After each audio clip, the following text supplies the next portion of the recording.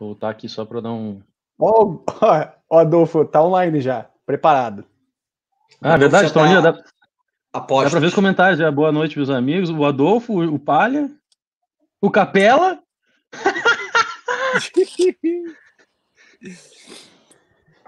Só daquela Eu segurada. vou fingir que eu tô lendo também, tá, Gustavo? Vou fingir que eu sou um cara internauta. Isso, abra os comentários aí, Paulo. Mas aí do lado você consegue ver, Paulinho, né? No chat. Mas qual lado que eu olho? Esquerda, direita? Pra onde é que fica no cantinho para eu fazer uma... Acho que é a sua direita, cara. Eu acho que é a minha direita, né? Finge que tá lendo ali, Rests, links. Vamos lá, galera. Boa noite a todos. Boa noite aí, pessoal que está nos acompanhando. Em nome do Almanac Militar, já repassei o agradecimento tanto ao João quanto ao Paulo. Reforçar esse agradecimento, sempre muito bom conversar sobre esses assuntos de viagem, adquirir aquelas experiências, aquelas vivências e aquela risada que só os bastidores das viagens podem garantir. Algumas piadas internas, enfim. O Gustavo já está todo se empolgando ali, meu Deus do céu. Isso, Gustavo, boa, gostei da ideia do microfone. Pessoal, hoje nós vamos, antes de trocar uma ideia com os nossos convidados, deixar aquele convite para quinta-feira, nós vamos lançar um documentário, não vou chamar de documentário, né, para não ser tão audacioso, ou por que não? Uma série de vídeos, 2 vídeos sobre a participação brasileira na Segunda Guerra Mundial, uma produção total do Almanac Militar. Então, quinta-feira, no nosso tradicional vídeo, das 20 horas, vamos lançar a primeira parte deste documentário. Então, vamos falar até a declaração de guerra do Brasil na Segunda Guerra. E aí, a segunda parte, semana que vem. Deixo o convite a todos, quinta-feira, às 20 horas. Pessoal aqui dando boa noite, marcando presença aí, repassando as saudações aí aos nossos convidados aí, Ana Cláudia, Christian Pires, pessoal de fora do Brasil, inclusive. Meu irmão. Pessoal, vamos começar trocando uma ideia? Pô, show.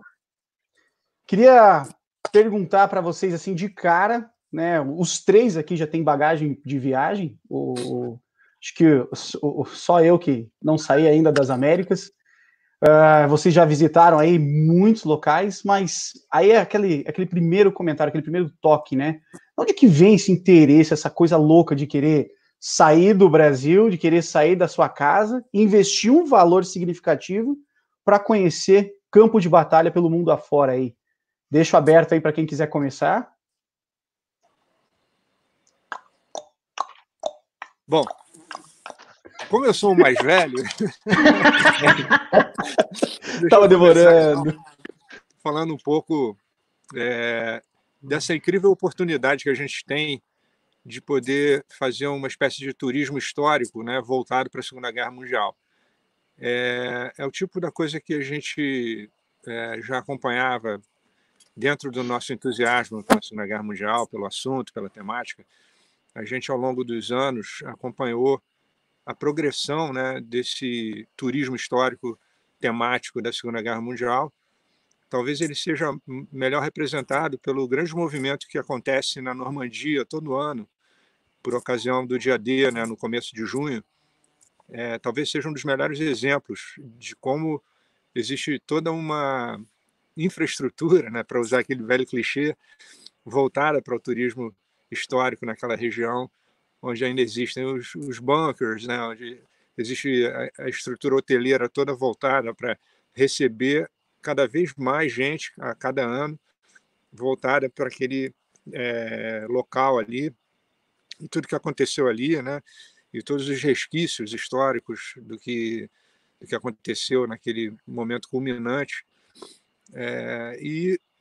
Acho que eu me lembro de já nos anos 70, nos anos 80, ver muito em revistas e documentários, né, sobre uma certa peregrinação, né, pelos pontos de interesse da Segunda Guerra Mundial, né? E é claro que já naquela época existia, por exemplo, uma importância em manter viva o relato e a lembrança dos campos de concentração, né, dos campos de extermínio, né, que foram criados pelos nazistas. É claro que isso é uma coisa que passa por uma órbita muito, né, respeitosa. Existe o interesse das pessoas em ver esses lugares, mas tudo dentro de um respeito muito grande. Não é uma coisa assim, né, leviana, né? É um negócio muito bem direcionado, né, nesse sentido, né? E aí a gente foi vendo como esse interesse foi se desenvolvendo ao ponto de operadoras de turismo oferecerem pacotes, né, para as pessoas especificamente interessadas na Segunda Guerra Mundial viajar pela Europa ou até mesmo pelo Pacífico, né, Paulo? Que você já foi lá em... Quem vai ao Havaí acaba vendo lá o Memorial de Pearl Harbor. Pois é. Tudo mais, né? Enfim, na Inglaterra, em Londres, tem vários lugares de interesse, museus espetaculares e lugares ali, né, como o War Rooms, né, que tem lá, onde o Churchill comandava todas as operações e tudo mais, né, da ofensiva aliada. E, bom, na França a gente já falou da Normandia, mas também tem muitos lugares no país voltados para esses sítios históricos. Na Itália também, que a gente já foi. Na Rússia também tem um interesse gigantesco, porque lá a Grande Guerra Patriótica representou um esforço gigantesco, né, para fazer aquela reviravolta lá na maré da guerra. E a gente, com o tempo, foi se aprofundando nesse nosso interesse e acho que as pessoas que conseguiram ir a alguns desses lugares, né, principalmente no nosso caso a Itália, que a gente já foi várias vezes, é sempre emocionante ir lá e ver a lembrança que eles têm, o carinho que eles têm especial pelos brasileiros, coisa que aqui no Brasil a gente cansa de dizer, né, que quase ninguém sabe. Lá na Itália a gente vê aquilo, realmente é muito emocionante, né? Então, ao longo do tempo a gente foi se aprofundando nesse interesse. Eu me lembro que todas as vezes que eu fui à Inglaterra, eu acabei indo no Imperial War Museum, que é fantástico. Eu fui no Museu da RAF lá em Duxford, que é sensacional, em 1991, antes mesmo de eu ter esse aprofundamento maior nesse interesse. Então a gente foi tendo a capacidade, né, e a sorte, né, de poder fazer essa imersão temática aí nesses lugares. Essas viagens foram incríveis. A gente foi conhecendo pessoas incríveis e fazendo essa irmandade. É quase um Band of Brothers, né? Quando a gente lembra das nossas viagens, a maneira como a gente se conectou, né, com esse interesse, e a gente conheceu pessoas muito legais, e a gente foi criando essa irmandade mesmo. É super legal. Mais além do que a coisa em si mesmo, da gente estar lá visitando esses lugares tão importantes, a gente acabou fazendo uma ligação muito fraterna, né, entre amigos mesmo. É super legal isso. Um sexto regimento, conforme o Eduardo ali comentou? O sexto escalão. Exatamente. Sexto escalão. Galera, desculpa, eu estou aqui. Só errou eu tô aqui no ponto avançado das nossas tropas. Estou aqui ao ar livre e um certo sereno. Qualquer coisa só apaga a luz, porque estamos sendo atacados pelos inimigos aqui. Prepara o flak aí. Mas é justamente isso aí que o Baroni falou mesmo. Eu acho que deve ter começado com o retorno dos veteranos, né, no começo, né, provavelmente, levando seus filhos, levando seus netos para os lugares onde eles tinham lutado, né? Provavelmente nos anos 70, né, no final dos anos 60. São poucos relatos, né, dos ex-combatentes que conseguiram voltar lá. Muitos não tiveram essa sorte, né? Não, assim, na Normandia acho que até tinha mais. Sim, na Itália não, né? Na Itália começou um pouquinho mais tarde para eles, infelizmente, né? Mas eu acho que foi isso, né? Deve ter começado dessa forma na Normandia, principalmente nas datas comemorativas, né? E foi crescendo, e a gente vê na Normandia, por exemplo, que a península praticamente vive desse turismo, né? O turismo da Segunda Guerra Mundial, né? Parece que são, sei lá, incontáveis museus, tem mais de 30 museus, né? Acho que até mais, 50 museus. Eu nunca vou para poder voltar no ano seguinte. Não, total, é isso aí. Já estou adiantando provavelmente até uma pergunta, que lugar que gostaria de conhecer que ainda não foi. Com certeza os que eu já fui e um pouco mais. Isso não tem dúvida. Total, isso, né? Isso aí. E aí você vê como é que, na Normandia, por exemplo, como é que o turismo vive disso. Você vai na loja de brinquedo, tem um manequim na vitrine. Você vai no açougue, tem um tanque em cima do balcão. Sabe, uma coisa de louco, né? Uma coisa que você não consegue mensurar, da gente aqui do Brasil não consegue mensurar isso. Mas eu acho que é isso. Leva muito a sério, exatamente. E na Itália, né? Na Itália é maravilhoso também, né? E na Itália com os brasileiros, porque a gente vê realmente o que o pessoal sente quando vê os brasileiros, né? É muito fácil a gente falar quando a gente está numa terra que não teve guerra, né? Agora, quando é uma cicatriz que ainda está muito aberta, né? Porque 75 anos atrás, para a história, é uma vírgula, né? Aí você vê que realmente ainda está muito vivo, é muito vívido, né? Então, o pessoal ainda se emociona de ver a gente vestido de pracinha. É uma coisa de louco, não dá nem para mensurar, só indo mesmo. A primeira viagem dos dois foi como a do Gustavo? Foi para a Normandia? A minha foi para a Normandia. Barone eu não sei. Eu procurava ir nos lugares de interesse. Sempre que eu tive a oportunidade de viajar trabalhando com os Paralamas, fazendo show pela Europa, principalmente pela Europa. Mas a minha primeira viagem assim, específica mesmo foi em 2000, quando eu fui àquele evento que tem na Inglaterra, em Beltring, que é o War and Peace Show. Em 2000, acabou a turnê dos Paralamas na Europa, eu peguei um avião em Milão e fui direto para Londres e passei 3 dias lá nesse evento fantástico, né?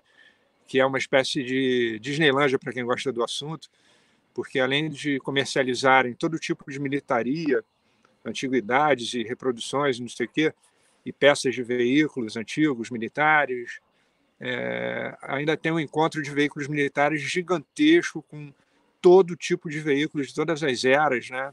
Principalmente da Segunda Guerra Mundial, mas também tem o pessoal do Vietnã e tal, já tinha o pessoal da Guerra do Golfo, caramba, tudo com uma espécie de timeline, assim, né?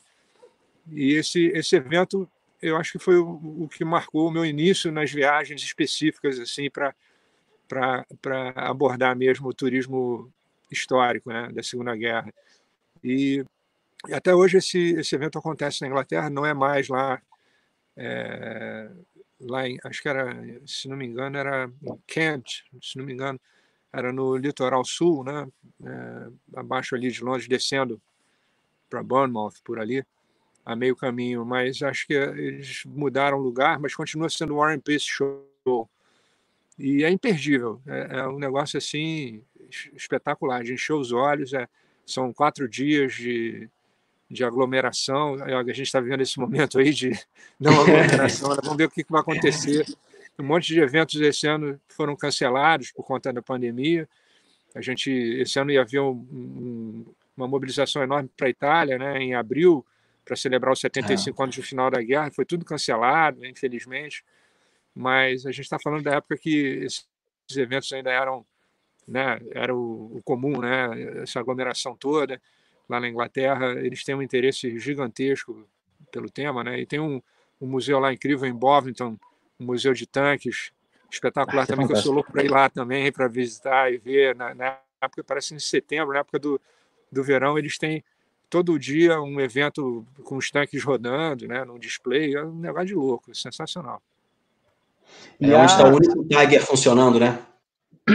O único Tigre 1 que tem rodando por aí. Deve ter algum lá na Rússia, mas os caras só usam naqueles filmes lá de maluco de roda. Original acho que é o único, são 5 que funcionam, mas esse eu acho que é o mais original de todos que roda, né? Ele passou anos, foi um tanque que foi capturado no norte da África e levado para a Inglaterra, passou anos guardado, e aí eles foram aos pouquinhos restaurando, ele está absolutamente original, né? Uma coisa bacana dele é que eles tinham uma história desse Tiger que eles mesmos divulgavam, que ele tinha sido capturado na África, né?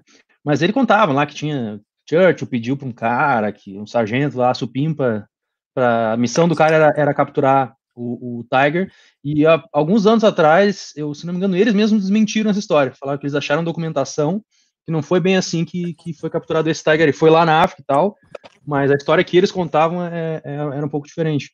Mas o Tiger de lá, quando eu fui para Inglaterra em 2015, 14, quando eu conheci, inclusive, o Paulo, o Adolfo, eu fui lá exatamente para ver esse Tiger aí, que é fenomenal, né? Esse museu aí é um absurdo, uma absurdidade. Esse aí tem que entrar na minha lista. E, inclusive, Beltrame também. O Adolfo está comentando aqui para nós aqui sobre a ideia, a sensação que vocês tiveram ao chegar pela primeira vez num evento como esse, né? O João passou agora há pouco, então, um pouco dessa sensação da viagem dele de 2000. Eu acho que deve ser quase que, né, idêntica a sensação que vocês dois tiveram, tanto ao ver o Gustavo quando chegou na Inglaterra, quanto você na Normandia, né, Paulo? Sim, exatamente. Exatamente. Assim, tudo que você lê nos livros, né, até respondendo a primeira pergunta, que você perguntou o porquê da gente querer ir, porque você vê nos livros, você vê nos documentários, Só que, assim, é muito fácil, é muito diferente quando você pisa no lugar, quando você vê de cima de Pointe du Roc, quando você vai no cemitério de Colleville-sur-Mer. Assim, não dá para medir em palavras, né? Você tem que pisar lá, pelo menos quem gosta muito do assunto, fazer um esforço para pelo menos uma vez na vida, para você sentir um gostinho, né? Para você ver o que é mesmo, o que foi mesmo, você poder entender um pouquinho, né? Um pouquinho, né? Porque não dá para entender o que é uma guerra, o que é... Mas você consegue entender um pouquinho a dificuldade que foi, né? E essa interação... Manda ver, Gustavo. O Rodolfo acabou de falar que cancelaram o War and Peace desse ano, Baroni. Era muito provável, né? Eu acho que deve estar restrito lá. O museu em Bovington também deve estar restrito, deve estar fechado, sem previsão, né, de quando é que vai abrir de novo. Vamos torcer para que os museus estão começando a reabrir nos lugares onde teve quarentena séria mesmo, né? Então vamos ver, de repente, enfim, ano que vem talvez já normalize, né? E essa interação que vocês enxergam fora do Brasil com relação à história do Brasil, ao desconhecimento ou conhecimento, não sei, da participação brasileira na guerra, por exemplo, uma visita à Europa, vocês citaram agora há pouco, muitos que vão caracterizados, etc., em vários eventos pelo mundo, realmente aquela situação? Tá na Normandia com uma farda da FEB e o pessoal tipo, opa, o que é isso? Ou não, já é um pouco de senso comum? Não, é bom a gente falar para o pessoal que está acompanhando a gente aqui do extremo rigor que esses grupos de reenactments, né, de reencenação histórica, eles têm, né, lá na Europa, principalmente abordando a Segunda Guerra. É claro que quando a gente, por exemplo, ano passado a gente foi para a Normandia e a gente está hoje lembrando com água na boca, né, de quando a gente esteve lá no passado, né, porque foi espetacular. Foram os 75 anos do dia D e aí foi um negócio muito marcante, né? Talvez tenha sido uma das maiores aglomerações lá em tempos, né? E aí a gente vê que o pessoal realmente é como se fosse essa moda que tem agora da molecada se vestir de super-herói ou de mangá japonês, né? Cosplay. Cosplay, né? É uma espécie de um cosplay que já acontece há muito tempo, né? Nessa alçada. E essas pessoas se sentem participantes, né? da coisa, porque a gente já viu também ao longo do tempo como essa turma lá na Europa, nos Estados Unidos, eles se dedicam a esse tipo de reencenação histórica com um rigor. Eles fazem guerra napoleônica, os centuriões romanos e tudo mais. Nos Estados Unidos tem a Guerra da Secessão, os caras se reúnem em grupos e fazem uma recriação da batalha impecável e tudo mais, com uniformes e equipamentos e tudo que você pode imaginar. E é assim que acontece, né? Esse tipo de coisa tem geralmente uma data certa para ele acontecer. E no caso da Normandia, você vê lá, parece que a guerra não acabou, né? Porque está todo mundo lá e todo mundo caracterizado, né? Até tem alguns grupos caracterizados como inimigos também, como alemães e tudo mais. E tudo com muita seriedade, tudo com muito critério, né? E é muito legal você participar disso, né? E o que aconteceu, que também significou um grande evento para nós, né? Foi que em 2009 a gente conseguiu fazer um grupo que foi para a Itália, né? Que foi o Sexto Escalão, que a gente juntou uma galera entusiasmada aí, principalmente o pessoal dos veículos militares antigos aqui no Brasil, os seus vários núcleos aí pelos estados e tal. E a gente conseguiu fazer um grupo grande para percorrer lá na Itália os lugares onde o Brasil combateu. E foi espetacular, né? Como o Paulo estava falando, todo mundo que via a cobrinha no ombro, você via que tinha pessoas que eram crianças na época da guerra e eventualmente algum ancião, algum senhor, né? Algumas pessoas mais idosas que lembravam mesmo do que aconteceu e a gente se sentiu realmente parte da história fazendo isso daí. O negócio é uma sensação realmente incrível. Parece que você está realmente numa máquina do tempo, né? E é muito legal porque isso traz um sentimento, como eu estava falando aqui, que vai além dessas superficialidades de você estar vendo ali o negócio que você gosta, o jipe, o tanque, não sei o quê, e o uniforme, né? Te traz um sentimento de pertencimento, né? Talvez seja a palavra certa, né? E aí você dividir esse interesse com as pessoas, a gente conheceu pessoas muito legais. Em 2015, quando a gente voltou lá, a gente conheceu o Gustavo, que nem é tão legal assim, mas a gente deu uma... A gente faz um esforço. Né? Quebramos o galho dele, tudo. Mas, a gente fez um esforço. E aí a gente vai criando esse laço mesmo, né? Como eu estava falando, parece alguma coisa muito perto do que esses caras passaram lá na época da guerra. E era uma situação muito mais extremada, de vida ou morte. Você não sabia se o camarada que é teu amigo vai estar vivo no dia seguinte. Imagina a pressão psicológica que esses caras passavam naquela época, né? E aí a gente se sente um pouco pagando um respeito para essa turma toda, como meu pai que teve que ir para a guerra e tudo mais. Então a gente acaba criando esse envolvimento emocional quase, né? com o tema, né? É exatamente isso. Assim, na Normandia até pessoal, assim, a curiosidade um pouquinho, né? Eu ia falar, que essa cobrinha aí. Eu ia falar, acabei desvirtuando, mas fala aí dessa nossa não, ideia. Assim, até surgia assim, uma curiosidade ou outra, né? Do que é essa cobrinha aí? Porque, assim, na Normandia foram várias divisões, né? Então, às vezes, o pessoal, de repente, passava batido, achava que era alguma divisão americana que não era tão conhecida, né? Porque a maioria desceu por ali.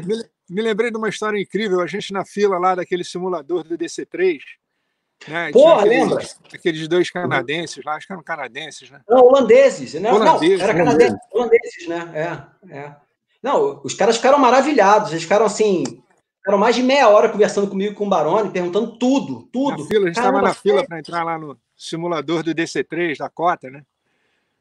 Lá no Deadman's Corner. Isso. Não, e assim, os caras queriam saber tudo. Cara, sério, eu vou pesquisar agora quando chegar no hotel, né, Baroni? Mas é verdade. Para variar, eles não tinham a menor noção que o Brasil tinha combatido, mandado tropas para lutar na Itália na Segunda Guerra. Menor noção. Foi inclusive lá também que os próprios atores do Band of Brothers também ficavam perguntando pra gente: o que é essa cobrinha no braço de vocês aí, lembra? Eles, o que é isso? E esse aqui nem do Quinto Exército os caras sabiam direito, entendeu? Aí a cobrinha ficava, mas a gente deu aula pro Deldai, desculpem.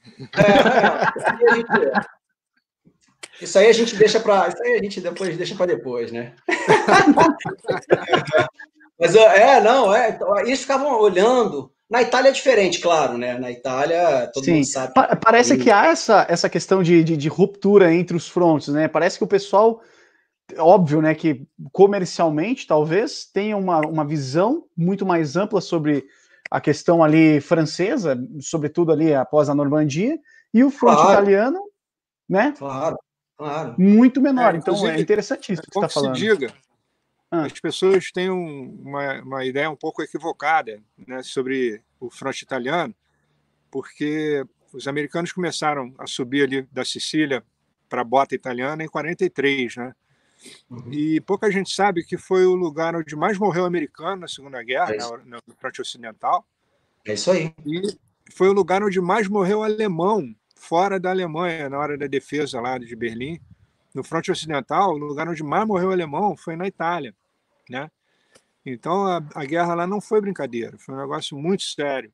Eles conseguiram segurar o avanço aliado, né? Os melhores exércitos aliados estavam subindo pela Itália em 43 e os alemães com as linhas de defesa inexpugnáveis. Deu um trabalho louco, eles conseguiram segurar o avanço aliado por ali, que havia aquele interesse até do próprio Churchill em subir pela Áustria, né? E chegar em Berlim através da Áustria, inclusive para frear o avanço do Exército Vermelho, mas eles sabiam que ia ser uma encrenca danada na hora que iam chegar em Berlim, então eles preferiram que os russos mesmo chegassem lá, porque eles já estavam que nem formiga, né? Chegando avassaladoramente. Então ia morrer menos gente desse lado. Deixa eles morrerem lá. Basicamente que o Eisenhower meio que achou melhor isso. Até o Patton ficou pé da vida. O Patton ficou puto, né? Ele queria chegar em Berlim em 2 dias. Os caras, não, deixa os russos lá, cara. Pois é.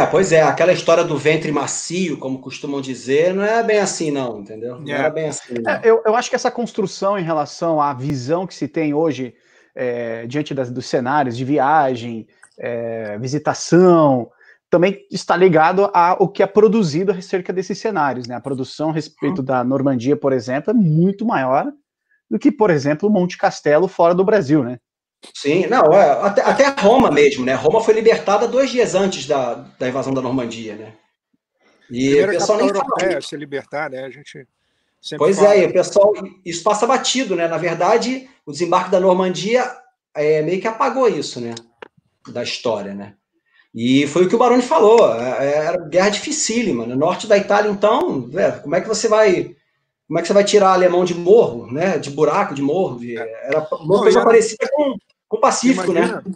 Imagina o que foi, né? Conseguir manter lá na Itália mais de 30 divisões alemãs, né? Então isso estava enfraquecendo lá a defesa das frentes, né?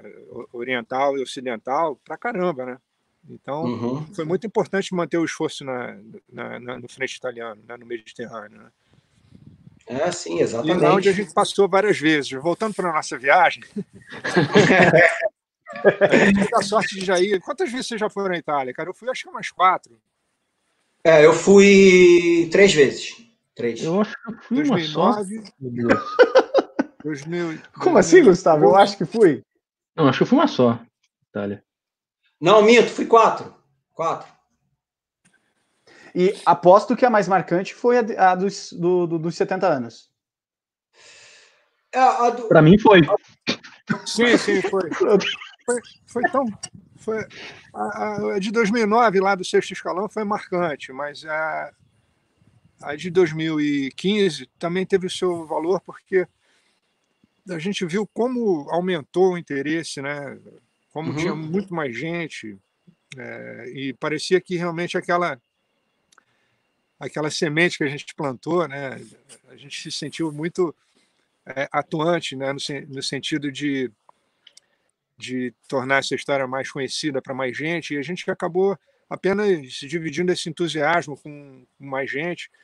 E aí, quando a gente viu, cara, 2015 foi um marco, né? Porque tinha muita gente, além das autoridades governamentais na época que ajudaram a fazer o evento crescer e tudo mais, né? A gente teve cerimônias na Embaixada Brasileira, depois lá na região lá da Emília-Romana, perto de Montese, a gente viu as autoridades, né, da adjutância militar presentes e fazendo os eventos com as solenidades todas merecidas. Então foi legal a gente ver esse crescendo, né, do que aconteceu. Né? Talvez... Fala, Gustavo. Vai lá, João. Não, vai lá, João.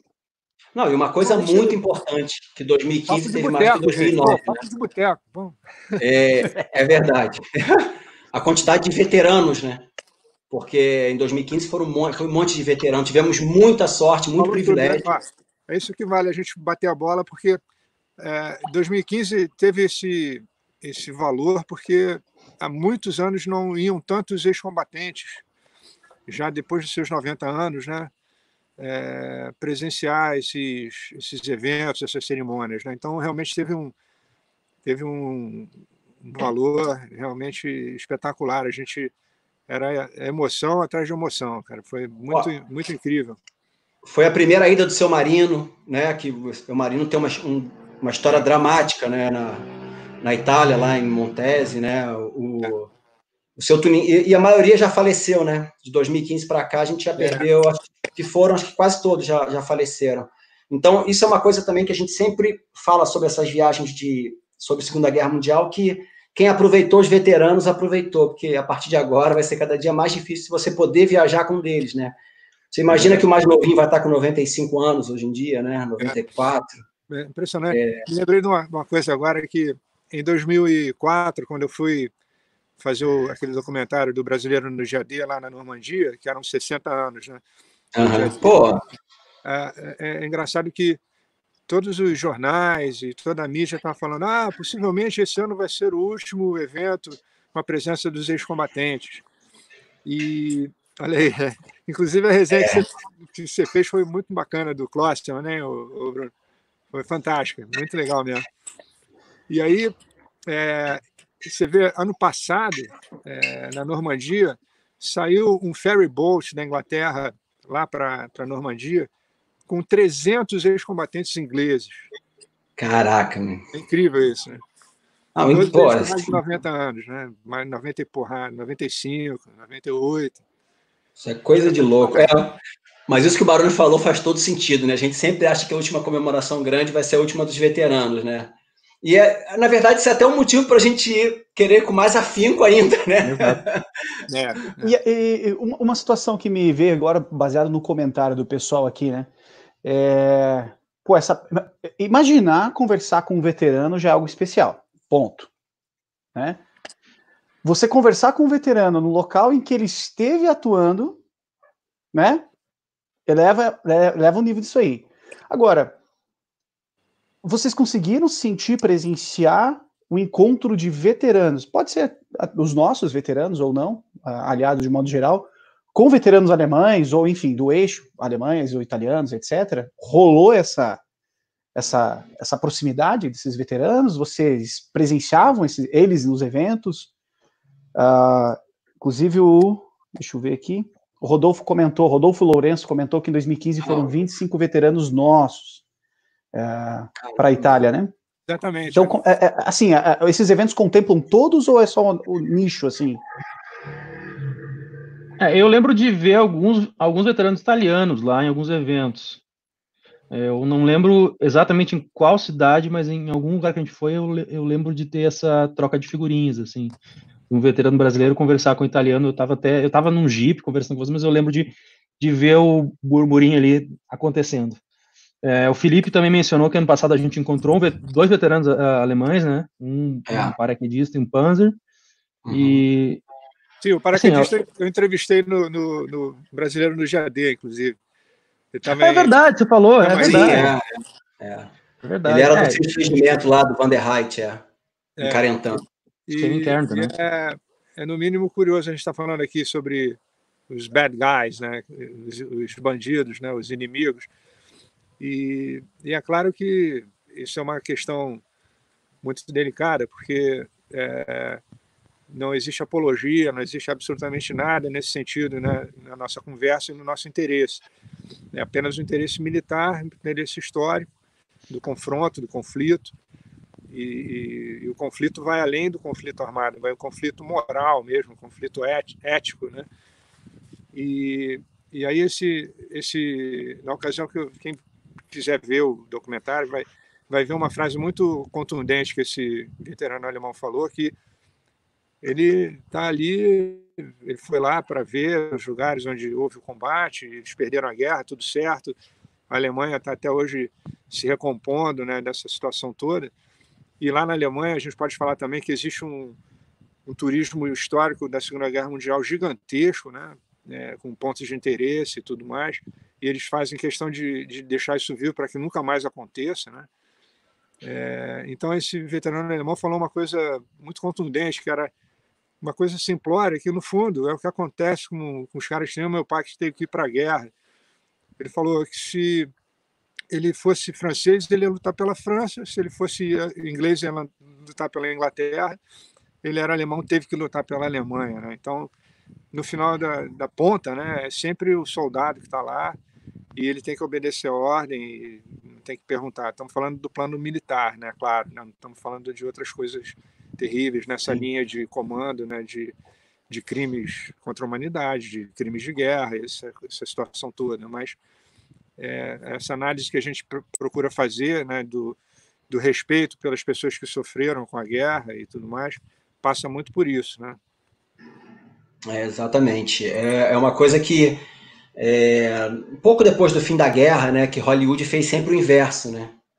Hollywood, a gente sempre comenta isso, né, que Hollywood sempre botava os caras como vilões, soldado raso, né, na maioria das vezes, né, que eram implacáveis, e que quando a gente estuda um pouquinho mais a fundo, né, foi o que o Baroni falou, o pessoal da ponta de lança, né, que é a molecada, né, infantaria, na acepção da palavra do infante, né, do cara jovem, né, ele tá ali, coitado, porque caiu de paraquedas, foi exatamente o que o veterano paraquedista falou, né, ele nasceu alemão, teve que lutar pela Alemanha, se fosse francês, lutava pela França, se fosse brasileiro, lutaria pelo Brasil, né, Então isso é sempre muito delicado de se falar, né, tem sempre que ter um cuidado para falar esse tipo de coisa. O interessante é você ver alguns livros, eu particularmente gosto bastante de ler a respeito de blindados e afins, e a Alemanha empregou muitos jovens, né, em blindados, né, muitos integrantes da juventude hitlerista acabaram caindo em divisões ali, Panzer, e é interessante você ver os caras falando que treinaram, tinha, sei lá, 15 anos, ele era da juventude, com 16 ele caiu numa divisão ali de meio que infantaria, com 16,5 ele foi jogado numa Panzer, 17 o cara morreu. Pois é. Entre 16,5 e 17 ele perdeu 3, 4 amigos. Então, o que você conhece de uma pessoa em meio ano, um ano? Entendeu? Você não teve tempo de fazer nada, você caiu ali e só vai. Aperta botão, dirige isso aqui assim, atira assim, e se você não matar, você vai morrer, entendeu? É impressionante. Então, é um período muito curto entre sair da vida civil e deixar de ser um moleque. Claro que eu não vou entrar no mérito da juventude hitlerista ou não, mas deixar de ser um moleque para entrar numa vida adulta, né, um combatente, 1 ano depois, 2 anos depois, você está morto. Entendeu? Não era muito diferente das forças americanas, era uma molecada de claro. 18, 23 anos. Sim, 25 anos o cara estava velho. Meu pai foi para a guerra com 25 anos. Pô. Já era considerado um velho, né? 25 anos o cara já era major. 25 anos era major, era capitão. Aquele documentário lá, um documentário maravilhoso do Memphis Bell, quando aparece assim o briefing, né? Pré-missão, o cara fala, esses garotos estão prestando atenção agora no quadro. Há muito pouco tempo atrás, eles estavam na sala de aula, nem prestando atenção no que o professor estava falando. Entendeu? Para a gente ter noção que ali já era a vida e a morte, entendeu? Ele tinha que prestar atenção ali, né? Não era um professor explicando uma conta, né? Ou seja, era assim, de uma hora para outra, como o Gustavo falou, entendeu? Complicado pra caramba. Não, e lembrando que os alemães estavam sem força, né? Sem homens para mandar para as fileiras e mandaram essa molecada aí, né? Isso é mais terrível ainda. Eu acho até que esse veterano que a gente encontrou no passado, do Panzer, se não me engano, ele falou que ele entrou com 16 anos na divisão, não era, não? Porque ele estava conservado, né? Perto do que queria, do que a gente pode ter. Ele o cara ainda estava subindo lá no tanque. Queria fumar um cigarrinho dentro do tanque, pô. Ele devia estar muito jovem mesmo, né? Em serviço, né? E ele era de uma divisão famosíssima, né? Lá na Itália, o que a gente acaba encontrando muito são as pessoas, como eu estava falando aqui, que vivenciaram aquele clima de guerra, né? Muitas crianças, na época, que catavam guimba de cigarro para vender guimba de cigarro e tudo, e ganhavam lá chocolate, lata de pêssego dos pracinhas e tudo. E as mulheres também, que acabavam, né, os soldados acabavam ajudando, as anciãs e tudo, e as mulheres que estavam lá, enfim, sem muito o que fazer, né? E acabou que, nesses nossos contatos com a população, a gente acabava ouvindo algumas histórias incríveis que acabou a gente botando lá no Caminho dos Heróis, né? Tem algumas histórias incríveis lá, do cara que a mulher estava grávida e ele acabou arranjando um emprego lá na cozinha, e o pessoal dava comida, e o filho dele estava lá vivo hoje porque a comida que os brasileiros deram, a mulher conseguiu ter um filho, né? Não perdeu a gravidez e tudo. E, enfim, essas histórias pipocam a todo momento, né? O interessante é que a proporção, claro, nessas viagens de encontros com veteranos, obviamente a maioria é de aliado, mas sempre pipoca em depoimentos esses contatos, geralmente cercado de emoção, né? Geralmente cercado de alguma lembrança ou de algo forte. O pessoal comentando sobre, aqui falando nos comentários aqui sobre os lugares marcantes que vocês presenciaram, algum que vocês sentiram ali que parece que o veterano voltou para aquela época? Deixa eu pensar. O Seu Marino foi sempre muita emoção, né? O Seu Marino, ele sempre estava muito com a emoção à flor da pele. A história dele foi bem forte, né? Que o cabo que estava junto com ele explodiu, ele saiu do Foxhole e o cabo explodiu com uma granada lá e matou o cara. Uma granada, né, com morteiro, e ele teve que limpar. Aproveita que você está contando essa situação, contextualiza para nós, fala aí um pouquinho para a galera o que aconteceu com ele. Então, o Seu Marino, ele estava em combate, né? Ele era de uma seção de morteiros, e parece que era Cabo Weber, né? Que era o nome, não é isso, Gustavo? Baroni? Era. Sim, ele é de Santa Rosa, acho que é. Não me engano, Cabo Weber. Ele e o Cabo Weber, né? O Cabo Weber ele estava jogando, né, com a bateria de morteiro dele ali, e ele falou que sentiu um pressentimento, tipo, sai daí. Quando ele saiu, caiu um morteiro alemão e espatifou. O Cabo Weber simplesmente desapareceu, entendeu? Aí o superior mandou um rádio para ele, né, e falou, agora a bateria é sua. Ele teve que voltar, limpar com a estopa o morteiro e continuar atirando. Essa é a história dele. E eu e o Baroni presenciamos uma dele também. Ele nunca tinha ido no Monumento dos Pracinhas, né, Baroni, no Rio, né? Você estava quando ele deu a primeira vez que ele viu o túmulo do Cabo Weber, né? Que ele ajoelhou e deu um beijo. Foi uma coisa que quem presenciou ali ficou arrepiado dos pés à cabeça e foi bem emocionante. E ele contou também uma ação que ele foi ferido em Torre de Nerone, né? Também, é verdade. Esse relato dele também é incrível, ele levou um tiro na canela, né? É verdade, O seu Tuninho também, né? Foi ferido em Montese, ele comentava com a gente. Eu não lembro dele ter falado exatamente aonde, quando a gente estava em Montese. Mas aí é que eu falo, Bruno, você está em Montese, com um veterano que foi ferido em Montese, foi justamente o que você falou. É uma coisa que não... Quem viveu... Quase indescritível, né? A palavra certa é essa. Quem viveu, quem passou por isso sabe do que a gente está falando, né? Dele contar, né, ali, foi ali, não sei o quê. Eu estava aqui, suava frio. Ele falou, o suor escorria no inverno, apavorado de medo, entendeu? Esse tipo de coisa, de depoimento, quando você está junto ali, você consegue entender, né, um pouquinho do que é o negócio de verdade. Né? Agora, curioso também é que a gente que já foi algumas vezes a Montese, e a gente já foi ali a Gaggio Montano, que é do lado, onde tem o Monte Castelo. Uhum. Toda vez que a gente vai lá, a gente entra numa espécie de um transe, né? Porque a gente anda por aquelas ruelas ali. É uma cidadezinha pequena e os lugares ali onde tem as fotos das ações dos brasileiros ainda são facilmente identificáveis.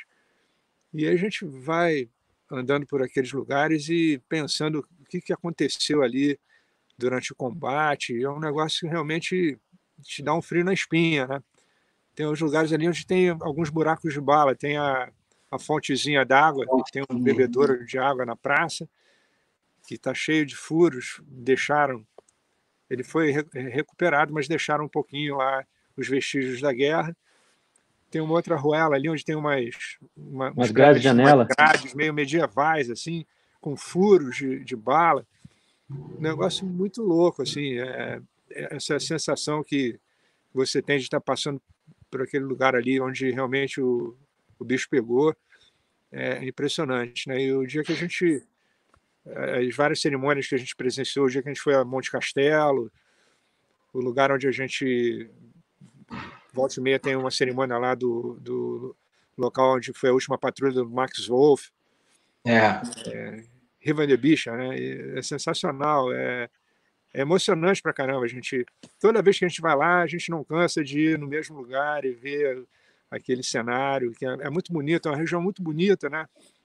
É uma região rural, e você vê as montanhas ao longe, mesmo na primavera ali, já com cume ainda com neve, e é frio, faz sol, mas é frio, e é realmente um cenário arrebatador, né? Você vivenciar isso tudo e pensar como é que foi ali durante a guerra, realmente é incrível. O Rodolfo comentou sobre a tristeza, a sensação de tristeza reunida em Monte Castelo, né? Pô, aquele dia foi brabo. Foi o dia da carta? Foi 2009 o dia da carta, Baroni? Da carta do pai do Adolfo, do seu Aiden? Sim, a gente fez a cerimônia lá de... até tem o seu lado pitoresco, né? Porque a gente passou meses programando fazer uma espécie de uma urna onde a gente ia colocar uma bala de 105 de obus, e dentro um monte de mensagens de ex-combatentes, né, escritas a lápis para poder durar. E a gente passou meses programando e prepararam lá uma urna de mármore com as inscrições lá, falando, né, desse lugar alusivo à Força Expedicionária Brasileira e tudo mais. E a gente fez o registro, né? A gente fez a subida lá, levando a urna, a gente revezou, cada um levava um pouco, era um negócio pesado pra caramba. Pô, pesado mesmo. A gente fez um cerimonial lá, a gente abriu uma bandeira enorme do Brasil e leu o nome de todos os mortos em todas as ações em Monte Castelo. Isso tudo está no Caminho dos Heróis, né? E aí foi muito emocionante, mas tem o lado pitoresco, né, para não dizer, enfim, a coisa meio italiana, né, é que a gente não pôde deixar a urna lá em cima do Monte Castelo, porque aquela área ainda é uma área particular, privada, então não tinha como a gente deixar aquilo ali, né, a urna como a gente gostaria de ter deixado, né, naquele mesmo local ali, simbólico para a gente, né. Então a urna hoje está guardada no museu lá da Torre de Montese. Ao menos está bem guardada, né? E está lá com a cápsula do tempo, que é essa bala de canhão, com as cartas todas, com mensagens de cada um dos ex-combatentes que deixaram lá. E na verdade, teve essa carta do pai do Adolfo, que a gente leu ali numa pequena cerimônia, e foi muito emocionante também. Realmente foi muito... foi uma das coisas que a gente mais lembra, né, dessa viagem. Foi mesmo. Em 2015, eu acho que o que mais tocou a gente foi em Pistoia, né, no monumento, né? Quando a gente ficou em formação, né, com os veteranos, e uma cerimônia. Aí eu comecei a olhar para o lado, olhava para o outro, lá todo mundo já com a cara meio uma carinha, um olhinho meio... Todo mundo com o queixinho tremendo, né? Queixinho tremendo. Porque o monumento em Pistoia é uma coisa, também, para mim, é mágica também, né? Tanto quanto Montese, quanto Monte Castelo, é o monumento, né? Eu acho que, para mim, lá foi bem isso que o Baroni falou, que é você se sentir um pouco parte, né? Você olha ali os túmulos das pessoas que você não conhece, que não tem relação nenhuma sanguínea com você, né? Não é da minha família, não é da... Nada, mas você se sente parte daquilo, você se sente tocado por aquilo, né? Não tem nenhuma relação com ele. É mesmo que você entrar num cemitério aleatório, olhar para um túmulo e começar a chorar. Assim, salvo as proporções, é isso. Mas é que você tá naquele contexto ali, você parece que é a sua família, entendeu? Parece que é seu melhor amigo que tá ali. E, porra, a Pistoia daí é para derrubar qualquer um, né? Né? Não, fazer o marmanjo suar pelos olhos, né? A escritura, escrito lá no muro, né? Essa terra sagrada foi sepultura dos brasileiros mortos no campo de honra pela dignidade da pessoa humana. Você já leu um negócio desse? Você já fala, já uma introdução daquela... Aí tem mais uma frase também que agora eu tô ficará para sempre na memória dos homens, uma coisa assim, né? Que é uma continuação dessa frase. O nome dessas pessoas ficarão para sempre na memória dos homens. Acho que é uma coisa assim que também está escrito embaixo. E tem os nomes na parede. É que você olha assim, 400 e tanto. Mas quando você lê 400 e tantos nomes, você vê que é gente pra caceta. Entendeu? É que daí o número ele ganha humanidade, né? Ele ganha identidade. Você passa, deixa de ver o número, você vê uma pessoa, é diferente.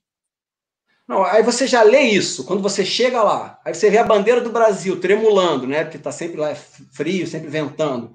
Aí você vê lá as pequenas lápides que ainda estão lá, com os nomes dos soldados, nomes famosos, né? Max Wolff, Frei Orlando. Aí você fala, caraca, é uma coisa que é outra coisa também que é tão emocionante quando você está no cume de Monte Castelo ou numa Ruela em Montese, né? É mais ou menos isso. E guardado as proporções, é claro, por não ter uma identificação pessoal ou nacional ali com o país, mas na França vocês sentem algo similar diante de todos os demais veteranos e, enfim, os cidadãos daquele país ali, né? Os visitantes, enfim. Eu acho que é meio senso comum, né? Participar dessa viagem é comprar um lenço garantido, né? Com certeza. Ano passado a gente viu muitos ex-combatentes americanos que estavam lá de cadeira de rodas, né? E a gente entrou na fila ali para tirar foto com eles e pedir autógrafo e tudo mais. E realmente essa coisa de autógrafo, como é que é? Eles ficam constrangidos? Como é que é? Eles estão acostumados? Eles se sentem popstar mesmo. Eles vão na boa, vão super bem. Eles têm uma boa vontade enorme com todo mundo, tiram foto com todo mundo, são super na boa. Assim, na verdade, ali eles estão no evento justamente para isso, né? No caso, eles não estão na rua deles andando comprando um pão, né? Então, teoricamente, tem isso também, né? Eles estão quase todos estão identificados com a divisão deles, com a unidade deles. E é fantástico como as pessoas espontaneamente prestam homenagem para os ex-combatentes quando eles aparecem no lugar e tem muita gente, eles já batem palma. É impressionante, cara, impressionante. É um respeito solene mesmo e é muito espontâneo, é muito legal ver isso daí. Muito bacana. Exatamente. É completamente instintivo você ver um veterano lá, num evento desse, e você querer chegar perto, apertar a mão, bater uma foto, é instintivo, né? Praticamente. E é claro aquela vontade de bate-papo com eles, né? E tentar extrair o máximo de informação possível, né? É verdade. Se lembra lá em São Marie du Mont, tinha aquele ex-combatente americano, cara, ele devia estar com uns 100 anos, mas ele estava melhor que a gente, cara, impressionante. Estava todo uniformizado? Em frente ao Museu Alemão ali, em São Marie du Mont. E vocês bateram um papo com ele, eu fiquei olhando assim e tal, acho que eu filmei alguma coisa. Ele era um veterano da 4ª divisão, tinha 100 anos. Exatamente, ele contou a história dele na maior desenvoltura, né? Ele apontou e falou, perdemos muitos homens ali, assim que ele falou, né? Ali perdemos muitos homens ali. Lembra, Gustavo? Lembro, agora eu lembrei. Caramba! Aquela pérola, aquele chantilly no bolo, né, cara? Numa viagem como essa, você poder trocar uma ideia com um cara desse que estava ali, né? Vendo tudo isso ali. No caso do ano passado, como não eram tantos, eles eram muito requisitados, né? Então, era mais difícil. Com certeza, quando o Baroni foi em 2004, devia estar pipocando veterano, né? Devia ter veterano em toda esquina, né? Ia pagando isso aqui. Mas... Os que eu consegui entrevistar estão no Brasileiro no Dia D. Viraram protagonistas, né, do documentário. E aproveitando o ensejo aí, desculpa te interromper, Bruno. Vocês falaram aí de esse contexto de ter mais ou menos veteranos. Como eu disse, eu fui, por exemplo, para a Itália uma vez, eu viajei bem menos. Emocionadão. Baroni... não chora, Baroni. Calma, cara. Porra, eu sei que é muita emoção estar aqui comigo, mas segura.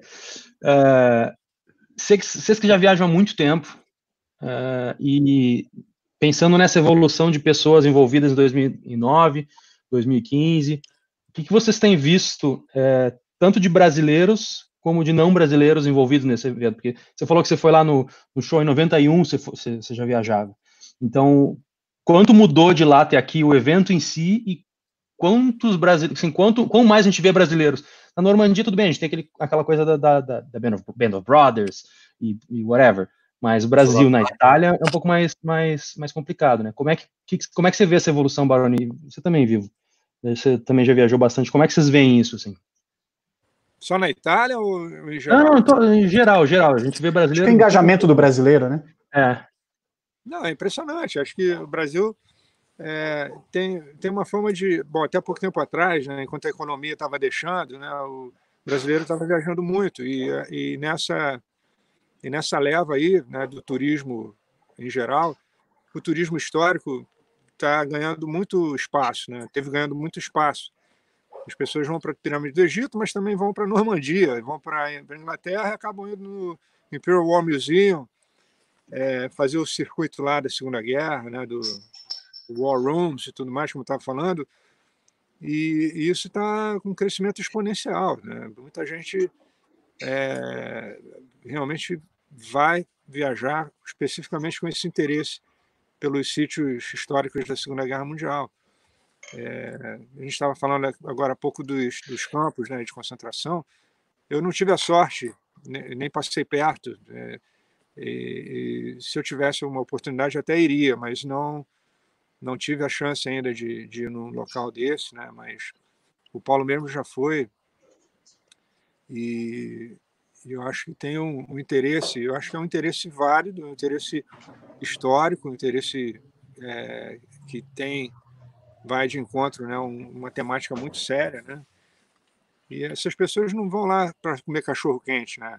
O pessoal vai lá para ver um lugar onde aconteceu alguma coisa muito relevante, onde pessoas deram a vida, né, em combate. Então, eu acho que tem sempre uma lição aí, um apelo emocional muito forte, né? Exatamente. Eu costumo dizer que campo de concentração é um caso à parte. Eu já fui em Auschwitz e já fui em Dachau. São os dois que eu fui. Auschwitz é uma coisa... Pô, eu sou um cara que estou sempre rindo, brincando. Pô, fui eu e minha esposa. Da porta para dentro, depois para sair, você não consegue rir, você não consegue, sei lá, fazer uma piada, você não consegue fazer nada disso dentro de um campo de concentração. Aquele eu acho, peso, né? Bruno, sei lá, quem já foi no Coliseu, de repente é parecido, mas parecido, né? Porque o Coliseu é mais antigo, todo o pessoal costuma falar que o Coliseu tem essa... Mas o campo de concentração, Auschwitz, então, Birkenau, né? Tem as salas de cabelo, sala de sapatinho de criança. Não dá nem para falar, isso é uma coisa que você não consegue nem falar. Mas eu acho que todo mundo, uma vez, tem que ir para você ver o que é, você sentir o que é, que está no campo de concentração, o que as pessoas passaram, o que as pessoas lutaram para que aquilo acabasse, que para que a gente, todo dia a gente luta, né, que todos nós que gostamos do assunto, a gente todo dia luta para que isso nunca aconteça novamente, todos nós aqui, né, a gente faz de tudo para que isso nunca aconteça, né, a gente está toda hora falando disso, e assim, você com dor de cabeça quando você sai de lá, né, você sente um peso, com o tempo vai passando, mas realmente é uma coisa muito impactante mesmo. Eu imagino para quem seja de origem judaica, que há muita gente, né, muito pessoal de origem judaica faz o turismo para lá, né, acho que até é um número bem considerável, né, mas é uma coisa inexplicável.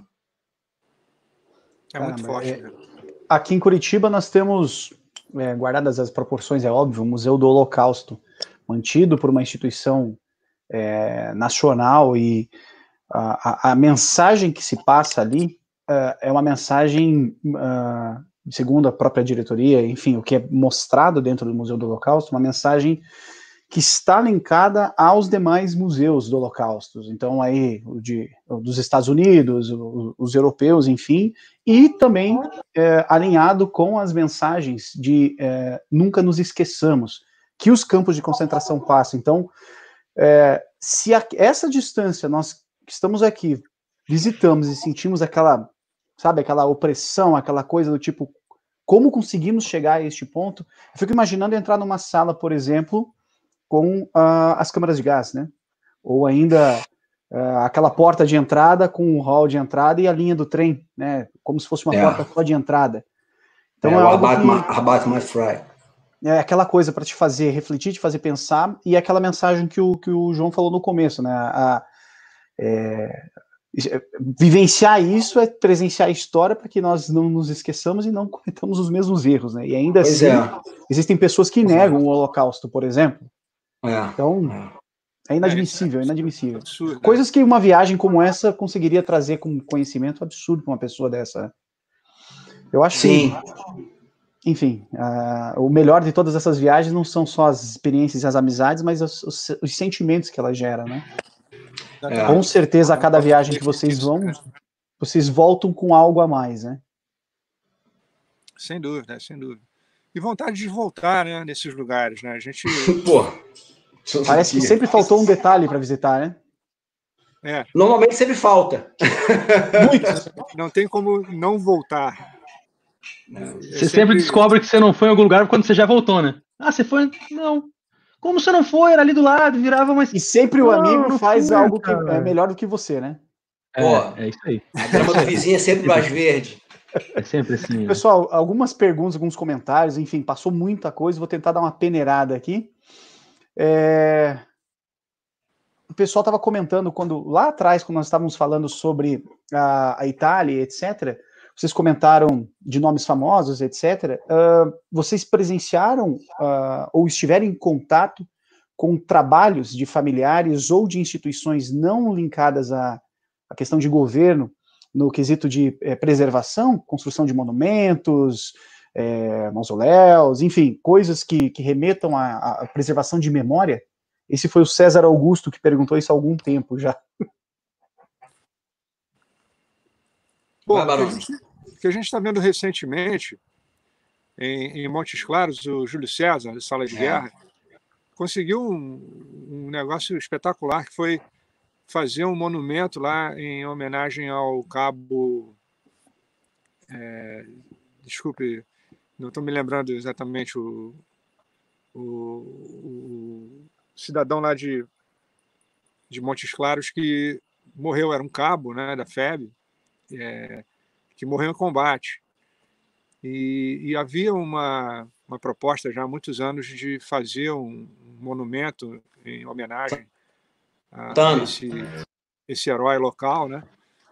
E agora, depois de muita batalha, né, o Júlio César pegou essa bandeira aí e conseguiu efetivamente a construção, né, do sítio de interesse. Lá vai ser uma praça temática com uma estátua, né, alusiva ao cabo. Cabo Geraldo Santana. Geraldo Santana, exatamente. E aí, esse talvez seja o exemplo mais concreto, né, recentemente, de alguma iniciativa assim que resultou num trabalho, né, que vai ter uma repercussão fantástica, né, na nossa autoestima, na nossa própria memória. E acho que era bom também falar, por exemplo, do trabalho que o Marcos Renault esteve fazendo junto à Associação de Ex-Combatentes em Belo Horizonte. Ele teve um trabalho esmerado em recuperar a associação e depois fez uma mudança lá da sede para um local operacionalmente mais viável, né, para fazer uma exposição de todo o material histórico que já tinha na associação pregressa. Ele levou para esse novo local, que é um ponto mais central, mais fácil de ser visitado, né? Esperamos que daqui a pouco, quando passar essa loucura toda da pandemia, vai retomar as suas atividades. E eu sei que o Gustavo tem um trabalho desse aí também em Porto Alegre, né, Gustavo? O Ricardo Nacu, né, com as suas exposições também, né? Você tem feito uma dobradinha aí com ele. O trabalho do Ricardo é fantástico também, né, de manter viva aí a memória da FEB localmente. O Ricardo é fora de série também. Inclusive, o Temos a presença ilustre do senhor Renault assistindo essa live, mandou um abraço ali. Obrigado, Baroni. Grande. Queria só aproveitar que a gente está falando do Renault, que a gente aqui é moleque, porque o Renault, desde 95, já viaja o mundo inteiro nesses sítios de interesse, e ele está prestes a colocar no ar um site com fotografias que ele fez pessoalmente ao longo desses anos todos de viagens. São milhares de fotografias de antes e depois, aquele recurso, né, de visitar um local. A gente está falando tanto aqui de lugares que a gente passou e lembra de fotos da época, lá em Montese, não sei o quê. E o Renault vai, dentro em breve, colocar no ar um site com essas fotos, e eu tenho certeza que vai causar uma repercussão incrível para a gente que gosta muito do tema, né? Exato. Eu até inclusive colei o link no chat aqui, só voltando rapidinho, à iniciativa do Júlio, o Cabo Santana. Colei o link ali para quem quiser apoiar também a campanha dele, que é muito bacana aí para a gente... A gente já pingou lá para ajudar, né? Eu ajudei com o tijolinho lá. Excelente. E isso remete muito àquela conversa que a gente teve a um vídeo... Acho que foi no primeiro vídeo que a gente fez sobre viagens. Eu conversei com o Paulo depois do vídeo e eu citei, acho que foi no vídeo com o Júlio do Sala de Guerra, sobre a gente ter muitos locais no Brasil, né? Que fazem... o John ali tá na África, tá calor, mas não tá tão calor assim. De noite é frio na África, tem que dar com minha nova para dar uma esquentada. Não há uma lapadinha aqui, que senão não dá, não. E a gente tem muito no Brasil. A gente tem muito... 69, mas tudo bem, dá pra ir. O Nixon bebeu todo já. O 69 acabou. A última garrafa você deu pro pessoal de Teutônia. E a gente tem no Brasil, a gente tem muitos lugares mesmo. Acho que a gente comentou que provavelmente é uma das divisões que deve ter mais monumentos, museus e afins em relação a homens envolvidos em combate, né? Porque a gente, se for pensar, praticamente toda a capital deve ter alguma coisa. No Rio tem vários lugares, no Rio Grande do Sul tem vários lugares. E a gente acaba não valorizando isso, né? A gente fala de viajar muito para fora, o pessoal, mas é caro, é difícil. Mas no Brasil mesmo a gente poderia colaborar, né? Pois é, a gente fala isso direto, né, Gustavo? Pô, Rio de Janeiro tem Rio de Janeiro tem um monumento, tem a Casa da FEB, tem o próprio Conde de Linhares, que tem uma sala só da FEB. Porto Alegre tem, BH tem. Em Curitiba a gente faz 5 eventos anuais. Eventos abertos ao público na Praça do Expedicionário, cheio de viatura, aberto o museu, acampamento, final de semana todo. E aquela coisa, aquela preguiça de sair do sofá para ir no museu aqui do lado, mas fica sonhando para ir para a Normandia. A gente está falando das coisas assim mais óbvias, mais elementares, o Museu dos Pracinhas ali no Aterro do Flamengo, no Rio, mas a gente tem como aprofundar isso na medida que houvesse um interesse também cultural nesse sentido. Por exemplo, no Rio você tem a Vila Militar, que é onde se concentraram todas as tropas que foram enviadas para a Itália. Então tem algumas unidades, como o próprio, que estão operacionais até hoje, como é o próprio Regimento Sampaio, tem alguns grupos de artilharia, né, que foram estiveram em ação na FEB, e ali tem também o pier, né, da Praça Mauá ali, onde de lá saíram os navios, né? E eu vou aproveitar essa deixa aqui, eu tenho tentado já ao longo de anos fazer alguma coisa que seja simbólica, né, para o fato de a gente ter mandado esses 25 mil soldados para lutar, né, na Segunda Guerra Mundial, e não tem uma placa ali naquele lugar onde os soldados foram enviados, né? Então eu estou batalhando já há algum tempo para ver se a gente consegue, das autoridades municipais ou estaduais que sejam, da gente colocar um marco ali, naquele lugar onde chegam os turistas, nos navios, ali na Praça Mauá, indicando, né, que dali saíram esses brasileiros para lutar pela liberdade, pela democracia, né? Vamos ver se a gente uma hora consegue. Pois é isso aí, o tipo de coisa que tem na Europa inteira, né? Em Paris você acaba esbarrando com uma placa. Aqui tombou um cara, uma pessoa da resistência. Você acha isso em Paris, entendeu? Do lado de Notre Dame tem 3 placas de pessoas que foram mortas durante o levante, né, de Paris, da resistência e tudo mais. É impressionante. Cada lugar que você vai tem sempre uma menção, né, aos tempos da guerra e tudo mais, né? E vamos sair um pouco da Europa? Vamos para o Pacífico? Vamos. Então eu vou no banheiro um minuto, porque essa conversa é com o Paulo.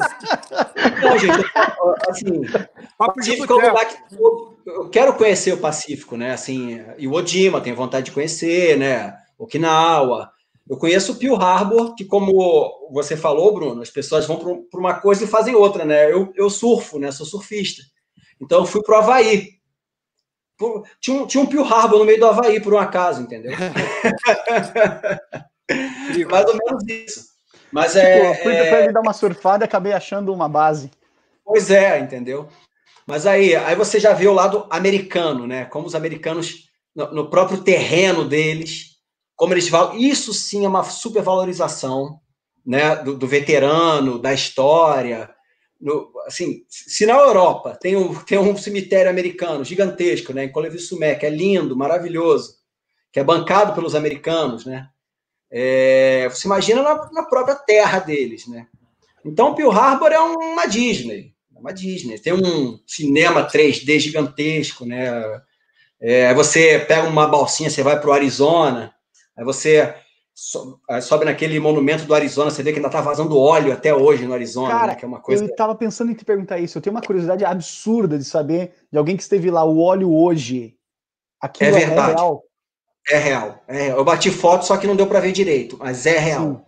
Você vê que está vazando o óleo. Eu não consigo entender mecanicamente isso. E não pode mergulhar lá, né?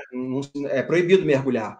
Existe só uma coisa que é bem simbólica, que os veteranos ainda vivos, eles podem escolher que, se eles quiserem, eles podem ser cremados e a urna deles ele pode botar lá junto com os companheiros deles. Né? Sério? Sério. Se você escolhe, se você quiser, você pode ser cremado. Aí tem fotos lá de uma urna toda. Opa. Vivo travou.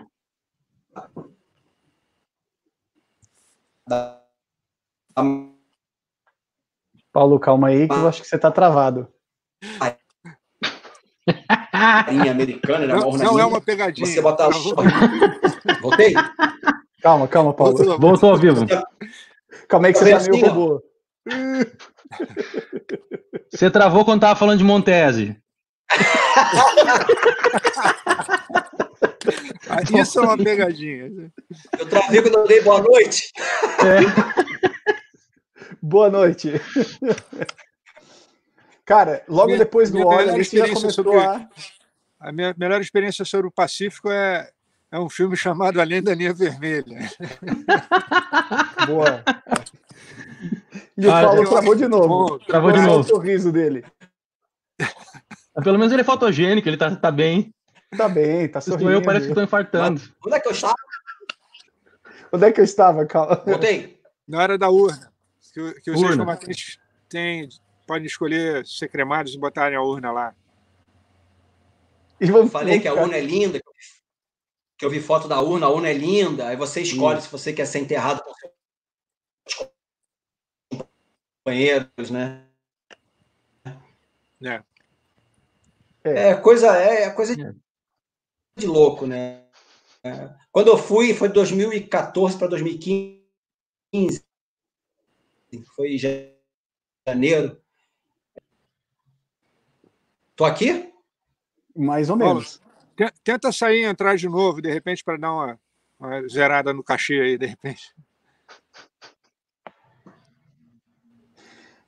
Pessoal, enquanto o Paulo faz o processo, a Ana Cláudia Camargo Reis comentando que foi a Pearl Harbor 2 vezes e presenciou 93 e 2010 a questão do óleo vazando. Pelo que eu estava vendo a conversa, que eles estão conversando muito aqui no bate-papo, mas se não me engano, eles viajaram com vocês em 2015. Não sei se Ana com Cláudia vocês. Estava com a gente lá, sim, lembro dela. Acho que tem mais algumas pessoas que estavam comentando sobre a viagem. Um fotógrafo que eu vi agora há pouco. O Rodolfo, o Lucas também eu vi aí. Isso. O Renault tá aí, a Camila, que é a mulher do Adolfo. Ó, voltou. Eita, é que a história era muito pesada, Vivo. Daí tava pesando pra internet. A história do tamanho de um encoraçado, né? É. Porra. Que horrível. Tá, Mas agora isso, tá bom. Agora tá bom. Mas é isso. Pearl Harbor é isso, né? É uma coisa bem americana, né? Bem. E assim, também fui no Missouri, né? Aí você vai lá onde foi assinada a rendição japonesa, né? Você olha lá onde o MacArthur ficava. É bem legal também, bem legal. Caramba, deve ser épico isso aí, hein? Pô, é fantástico. Você vê assim, aí tá marcado no chão, assim, aqui onde estava a mesa, onde assinou o MacArthur, onde assinou o japonês aqui. Aí eu pisei assim, ó. Você pisa assim. Ali, ó. Pera, o Missouri tá lá no Havaí também? Tá lá em Pearl Harbor? Tá. O passeio era o Missouri, era o Arizona e ainda era um submarino, Bullfin. Um submarino que lutou no Pacífico também. E aí você entrava no submarino também. Quando eu fui a São Francisco, tem um museu lá, ali perto daquele pier, né, do Fisherman's Wharf, né? Uhum. Tem um museu ali e tem um submarino americano chamado Pampanito, que está lá há muitos anos, como ponto turístico. Você entra no submarino e tal, visita, sai cheirando a diesel. Aí o submarino é um caso à parte, né? Se ele saía fedendo a diesel, né? Caraca, meu Deus do céu. Como é claustrofóbico, né, Barão, entrar no submarino? Meu Deus do céu. Quase passei mal lá. Pô, é muito apertado mesmo. Porra. E deixa eu perguntar para vocês. Rússia, ninguém? Pô, eu sou louco. Não, ainda não. A cara do Gustavo. É que o pessoal, o Bomboni tá nos comentários, tá todo mundo falando um monte de coisa em paralelo ali, e daí não tem como não rir, né? É uma bosta comigo. O Rodolfo, Amboni. Um abração pra galera, Felipe Palha, pra galera aí das viagens aí. Meu irmão Christian. Nossa turma é grande. Se a gente for agradecer nossa todo mundo, vamos passar 1 hora de live aqui. Porra. Falar todo mundo, fica aqui.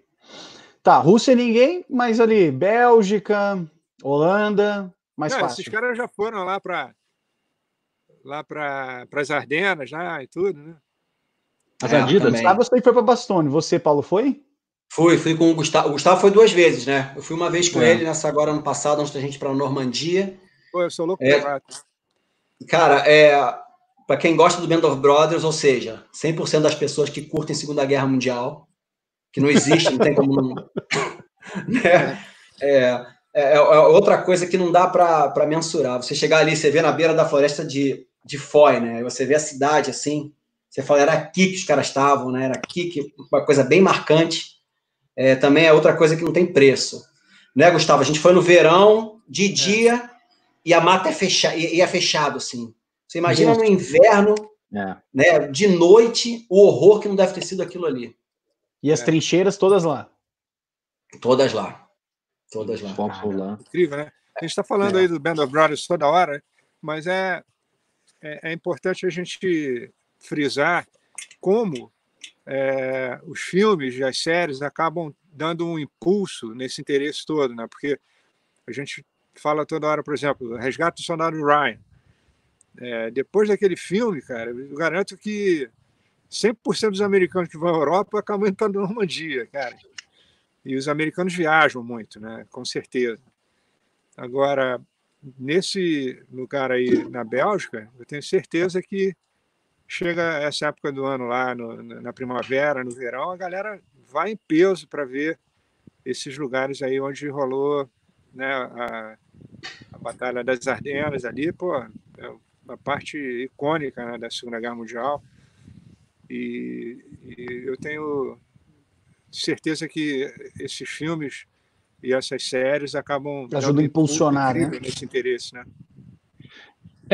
Que para o cinema é basicamente Pearl Harbor, Dia D, aí as Ardenas tem Band of Brothers, que eu acho que é o melhor fala sobre o assunto. Berlim, de alguma forma, né? Que foi.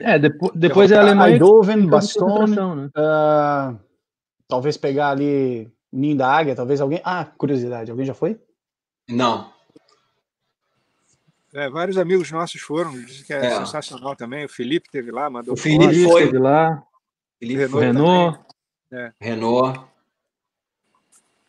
O Renault deve ter tido lá quando reformaram, né? O Renault devia ser o mestre de obras da reforma lá, pô. O Renault foi para tudo quanto é lugar, cara. Não tem um lugar que não, o Renault é o campeão. Ligaram pro Renault para saber a cor da parede. Pô, a gente vai pintar aqui, que cor a gente põe? Voltando à Itália lá, a gente também, como a gente tem esse nosso nicho aí, que tem muita gente que sabe muito, né? Que também é um privilégio viajar com essas pessoas. Tá em Montese também com o Renault, foi uma coisa maravilhosa, que o Renault tem um conhecimento absurdo dos lugares e tudo, e também é um privilégio tanto quanto estar com os veteranos, né? Porque o Renault sabe exatamente onde aconteceram as coisas. Também é sorte minha, pelo menos, de estar com esse pessoal, né? Todos nós, né? Tá aí uma coisa que perguntaram bastante lá no comecinho da live, eu acho que agora encaixa, que é a questão do círculo de amizade, de conhecimento que você adquire com essas viagens. Então, você conhecer pessoas como vocês estão citando, o Renault e etc., vocês próprios, 3, né, que acabaram se conhecendo por conta das viagens, principalmente o chaveirinho mais novo ali, o Gustavo, né, que chegou agora. De graça, totalmente de graça, bicho, essa fera. Essa conectividade, assim, eu não sei se algum de vocês já viajou sozinho, exclusivamente para isso. Talvez o João por conta da turnê, etc. Mas, ou você, como comentou, pro Havaí, mas eu acho que viajar em grupo com esse tipo de know-how é outra experiência, né? Sim. Total. Com certeza. A gente tem que planejar isso muito bem, né, para poder conciliar um pouquinho, né, com a patroa, né? Eu sei um caso que eu não vou dizer o nome, de um cara que foi viajar para a França com a esposa e aí alugaram um carro, foram dormir na cidade. No dia seguinte, quando acordaram, que bonito aqui essa região. Aí o cara estava do lado da linha Maginot. Aí foi que coincidência! Todo por dentro da linha Maginot, aquele bunker lá. 8 metros. Eu não vou falar quem é também. Eu não vou falar a coincidência da vida, né? Mas eu me lembro que em 2012, quando eu fui para a Itália com a minha esposa, e aí eu passei lá aqueles dias corridos, né? Em 2012 eu fui... eu participei lá da Colonna della Libertà, né, que é um grande evento dos veículos militares. Eles reúnem dezenas e dezenas de tanques e veículos de época e tudo, né, os grupos de reencenação, onde estão até inclusive os brasileiros lá que reencenam a FEB e tudo, né? E aí, depois que a gente passou esses 4 dias lá viajando de um lado para o outro, eu fui para Veneza com a patroa. Aí a gente está passeando assim, despretensiosamente, aí eu dou de cara com uma placa enorme, numa espécie de uma praça ali, dou de cara com uma placa gigantesca assim do Mark Clark, anunciando a libertação da cidade, né, em 1944, né? E aí esse é o tipo da coisa, né? Nem quando você já está, até quando você já está meio que dando um refresco, o assunto vem para você, né? Não tem jeito, né? É uma história parecida com a da linha Maginot, né? Essa do Baroni, né? Uma história parecida com essa aí, né? Mas no meu caso também, né? Os campos de concentração eu fui com a minha esposa, eu fui em Montese uma vez com a minha esposa, uma vez para onde? Para Pearl Harbor com a minha esposa também, que ela gosta também, né, do assunto, né? Gosta um dia, 1 hora, 2 horas, 1 3 hora horas. e meia, mais ou menos, né? Não é igual a gente que fica o dia inteiro, depois a gente vai para a feirinha ali, fica mais umas 5 horas, uma feirinha de militaria que tem na cidade ali. Garimpando. Aí é só para quem gosta mesmo, senão não aguenta, não. Já que você tocou no assunto... Fala aí, Gustavo, desculpa. A minha única viagem sozinho foi a minha primeira viagem, que acabou não sendo praticamente sozinho, porque foi quando eu conheci vocês, e a gente parte da viagem que acabou... Que fofo, foi lindo, né? Um momento mágico da minha vida. Mas, fora isso, com certeza viajar com galera é sempre melhor, porque sempre tem alguém que sabe alguma coisa sobre o assunto. Né? Nunca mais foi a mesma. Olha, momentos de muita emoção. Mas é sempre bom. Eu acho fantástico viajar com os amigos por isso, porque sempre tem alguém que sabe alguma coisa, como o Vivo falou aí. Porra, lá em Montes eu chorei que nem uma criança com o Renault contando história lá. Nas Ardenas, ano passado, foi passado, né? Com o Paulo. Pô, o Paulo sabia quantos parafusos tinha nos tanques que estavam lá naquele lugar. Então, assim, pô, você tá num documentário em 3D, cara. Tanto vê o Band of Brothers. Tá parado, assim, ó, as coisas estão passando, o passarinho tá passando, e o cara tá falando, aqui aconteceu isso, aqui aconteceu aquilo, pô. Cara, não tem como não ser muito mais enriquecedor também, né? Então, claro, mas é uma troca. É claro que é a troca, entendeu? Todo mundo tem para somar ali. Todo mundo sabe, todo mundo entende, todo mundo tá na mesma vibe, então acaba que todo mundo sabe alguma coisa que você não sabe, entendeu? É claro. É verdade. Deixa eu emendar o comentário que o Paulo fez agora há pouco com uma pergunta que rolou há um tempo no nosso chat aqui. Comentaram, Baroni, sobre esse Jeep aí atrás. Você comentou, Paulo, sobre colecionismo. Como é que... É quase que uma Disney você ir para um evento desse e não sair comprando tudo, né? É assim, só tem um problema, o tal do euro. Não, eu já diria, o dinheiro não é o problema é trazer tudo. Pois é. Aquele avião russo, né, para trazer tudo. Ainda tem esse detalhe, né? Como é que você vai botar 20 capacetes numa mala? Mentira, mentira. Mentira. É sempre assim, né? Pessoal, tem uma feirinha aqui, vamos fazer o seguinte, 15 minutos, todo mundo aqui no carro, tá? Tá bom. Cara, 1h30 depois? Ninguém. Não, cara, não pode ir, vai sozinho. O cara volta com saco, volta com mala, volta com casaco, volta com jaqueta, volta com capacete. Porra, bicho. Vou até parafrasear um amigo nosso aqui. Um amigo nosso de Niterói, aqui do Rio de Janeiro. Garotão, onde é que você achou isso aí? Custou quanto? Por que você não comprou para mim? Abraço, Carlos Magno. Carlos Magno. Grande Carlos Magno. E me diga uma coisa, essa questão de colecionismo também vibra, né? Porque eu vejo que você, Paulo, é colecionador, Baroni, Gustavo. Fale um pouquinho da coleção de vocês. Vai, Baroni, você que é o... O Jeep aqui é o primeiro da lista, né? O primeiro que eu tive, veículo antigo, né? E esse Jeep tem um significado muito simbólico, né? Porque o meu pai falava que de vez em quando ele dirigia um Jeep lá, quando ele estava em serviço na Itália, não sei o quê. E foi uma espécie de um reencontro, né, com o meu velho, né? A minha vontade de ter um Jeep da Segunda Guerra e tudo mais, e restaurar. E tudo que aconteceu depois, né, desse tipo de situação que a gente está falando aqui, de agregar pessoas interessadas, sintônicas com o assunto. E foi tudo que aconteceu a partir desse Jeep emblemático, assim, né, porque a gente criou um clube aqui no Rio, né, o CV Marge, que juntou o pessoal que gostava dos veículos militares antigos, e aí a gente foi se aproximando dos ex-combatentes. Meu pai já havia falecido nessa época, então foi um reencontro com ele também, né, esse assunto. Foi uma forma meio de pagar um respeito para a história dele, né, pessoal e tudo. E tudo que aconteceu comigo nesse sentido foi a partir desse Jeep aqui, foi muito curioso, né? Os outros veículos que eu tive também já vendi, já passei adiante e estou mais enxuto aqui na coleção. E essa parte toda de militaria específica da Segunda Guerra, um negócio também que é que nem aquela molecada que coleciona selo e sei lá o quê, mas enfim, você sempre vai achando coisas e canais que vão te suprindo, né? Vão matando essa tua vontade de ter esses objetos que representam, né, essa época, esse momento histórico. E aí, é claro que tudo dentro de uma linha de bom senso. Às vezes não tanto, né? Mas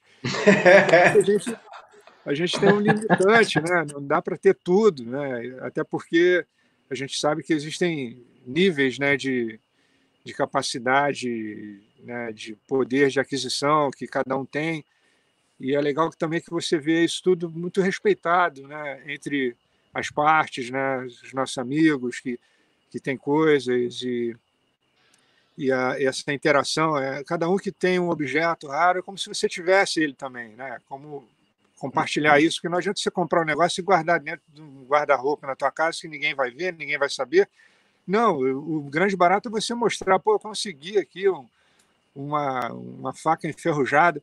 Pô, isso é fantástico, né? Um negócio, né, a hora que a gente consegue uma jaqueta M41 da época, alguma coisa assim, o grande barato é você compartilhar isso com teus amigos, né? E é como se você tivesse, né, fazendo uma cumplicidade, né, nessa história também, né? A gente tem aqui acervos, né, pessoais muito interessantes. O Renault tem uma coleção fantástica, né? Já presenciamos aí lives aí falando, do próprio Nakul também, sobre colecionismo. E o grande apelo é você compartilhar esse teu interesse com as outras pessoas que também têm coisas e tudo, e parece que a gente vai fazendo uma grande agremiação, né? E parece que essas coisas estão lá, que você vai poder ver também uma hora, que você compartilha. Então, é uma coisa muito solidária, né? Porque a gente sabe que a gente não pode ter tudo, né? Então, é difícil, né? Então, sempre que algum amigo meu aparece com um objeto bacana, eu me sinto, pô, presenteado também. É muito bacana esse sentimento de cooperação, de cumplicidade, é muito bacana. Eu acho que esses outros... Desculpa, Vivo, te interromper aí, mas eu acho que são essas outras nuances de tudo que a gente gosta que fazem a nossa amizade deixar de ser uma coisa assim, eu viajo com o João, eu viajo com o Vivo, porque o que acontece? É isso aí que você falou, eu consigo aqui uma jaqueta tal, então tá lá o Vivo falando com o João, pô, posta uma foto, pô, Gustavo, igual a sua jaqueta, pô, não sei o que, ô Barone, pô, parecido com o seu, ô Vivo, você não tem um desse, e, não, o Espina tem um desse, não, o Renault uma vez me mostrou esse pet, e você acaba criando esse laço, né, e acaba tendo sempre esse assunto flutuando ali entre as pessoas, né, então você vai falar com, porra, galera, será que esse pet é quente? Não, pô, eu vi na coleção do fulano, vou falar com o cara, pô. Entendeu? Vou falar com o cara. Pô. A troca de informação. Exato, cara. Então você mantém essa coisa quente, assim, essa conversa sempre rolando. O assunto é sempre o mesmo. Da cachaça, é isso aí. Exato. É isso aí, exatamente. E uma coisa interessante é que não existe tamanho de coleção, né? Existe peculiaridade, né? Então, às vezes, claro, quem pode tem muita coisa, mas às vezes você tem uma coisinha que todo mundo vibra com aquela coisinha, né? Aquele negocinho, né?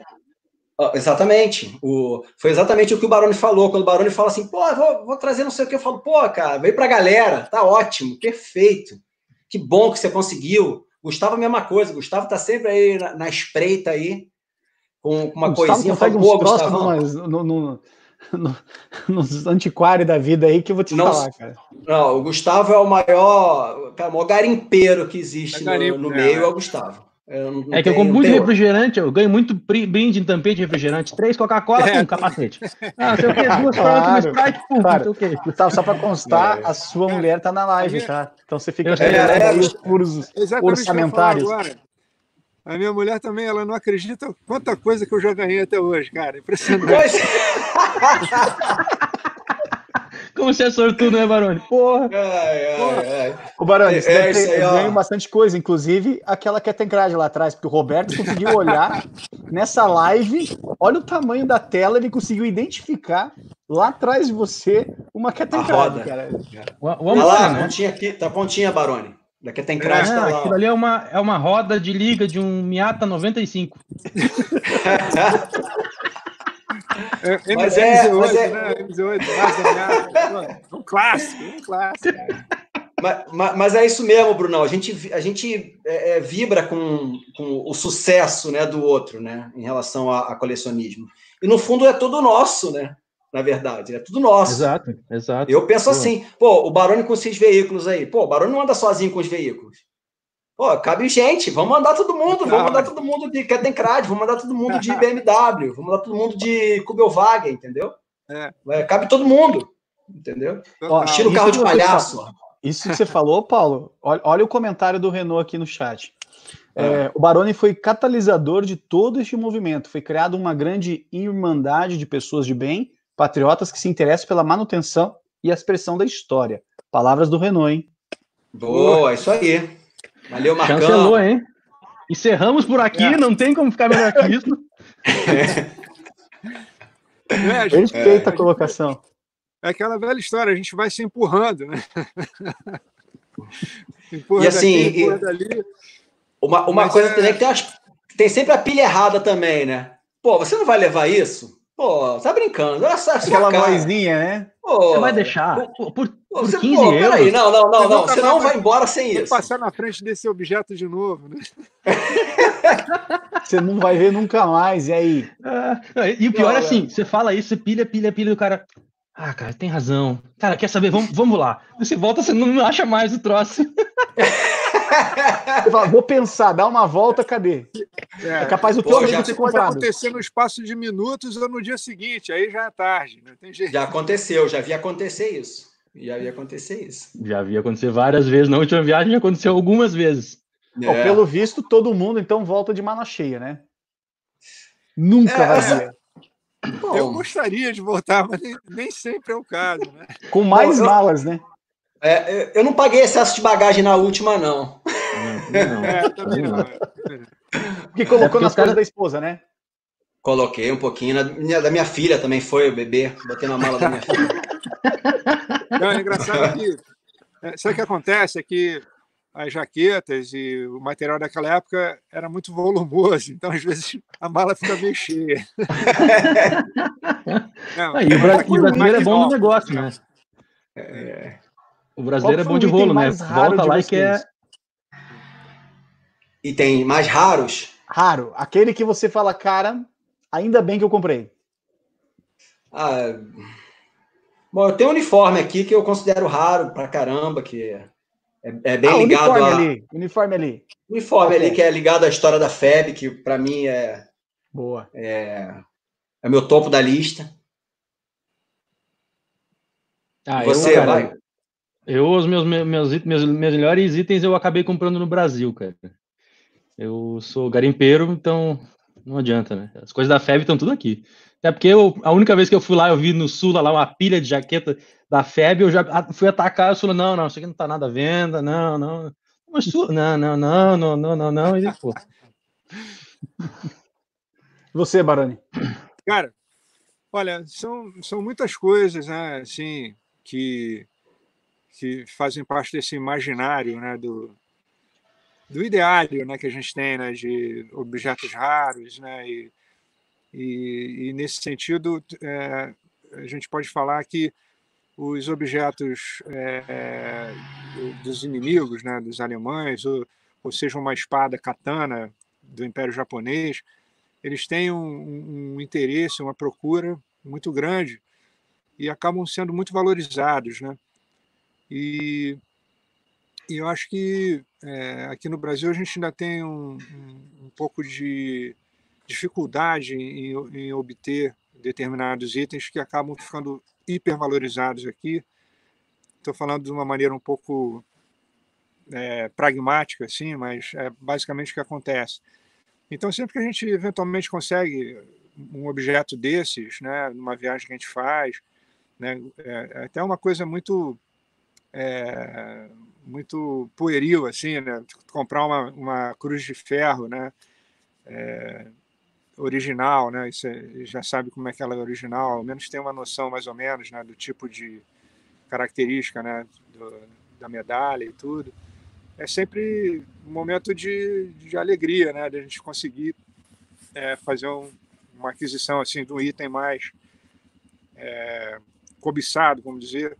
Eu tenho uma história que é o seguinte, cara, o meu pai, das poucas coisas que ele falava da guerra, ele contava que ele estava trazendo no saco B dele um monte de souvenirs, né, medalhas alemãs e um outro uniforme, estava trazendo uma daquelas metralhadoras MP40, né? Uma Luger. Pô, só E isso. aí ele estava Só capacete, detalhe. né? Capacete, duas MG, meio alemãs, né? Baioneta uma alemã. K, tem. E aí ele estava trazendo isso tudo e quando chegou aqui no desembarque, não foi só o caso dele, mas de muitos pracinhas que tiveram seus souvenirs roubados, né? O pessoal roubou geral. Foi uma coisa triste, né? E, inclusive, só para você ter uma ideia, o objeto que o meu pai mais lamentava de ter perdido foi um livro antigo com uma capa de couro que ele achou numa casa destruída. Era um livro do Lavoisier, né? E era um livro, sei lá, do século XVIII ou XIX, que ele viu ali e levou aquilo era o negócio mais precioso, né? E ele foi botar logo no saco dele. Se você tinha levado comigo, né? Também, né? Pois é. Durante a viagem não deixava ninguém encostar. Mas, e aí esse tipo de imaginário veio me acompanhando ao longo desse tempo todo. Então, ter mais ou menos essas coisas que o meu pai perdeu na viagem de volta virou uma espécie de obsessão, né? E ao longo desse tempo todo eu fui conseguindo. É claro que eu não tenho armas, nem posso ter porque eu não tenho registro nem nada, mas alguns desses objetos eu consegui reaver uma outra medalha, alguns objetos desses, assim, capacete alemão, eu tenho alguns. Então, acabam sendo, como o Paulo está falando, às vezes nem são os objetos mais top mesmo, porque tudo tem um limite, né? Gastar dinheiro em determinadas coisas, né? Mas alguns desses objetos eu consegui ter uma coisa que seja mais ou menos simbólica desses objetos que o meu pai perdeu na viagem de volta. E talvez o objeto que eu tenha, que eu não comprei, que seja mais valioso para mim, é a cobrinha dele, da FEB, e as medalhas, o dog tag dele, né? Os 2 dog tags dele são muito raros, são muito preciosos para mim, né? Caramba. 2 pedaços de latão, né? Pois é. Com peso histórico e emocional gigantesco. Não tem preço que pague. Exatamente. Representa tudo, né? Exatamente. Resume toda a sua história, toda a sua façanha por esse universo, né? Eu vi você falando uma vez na entrega de uma condecoração que você recebeu aqui no Museu do Expedicionário, de todo o combustível que você teve para entrar nesse universo, que vinha dele, né? E pelo que eu entendi daquela tua fala, ele falava muito pouco sobre o que ele vivenciou, mas o sentimento que ele passou a você foi algo que mudou a sua vida. Não é à toa que nós estamos aqui falando justamente disso hoje, né? Sem dúvida. É engraçado eu ter reencontrado esse tema todo lá no final dos anos 90, né? 99, 2000, foi a época que eu adquiri esse meu Jeep aqui, restaurei. E pouco tempo depois o meu pai faleceu e tudo.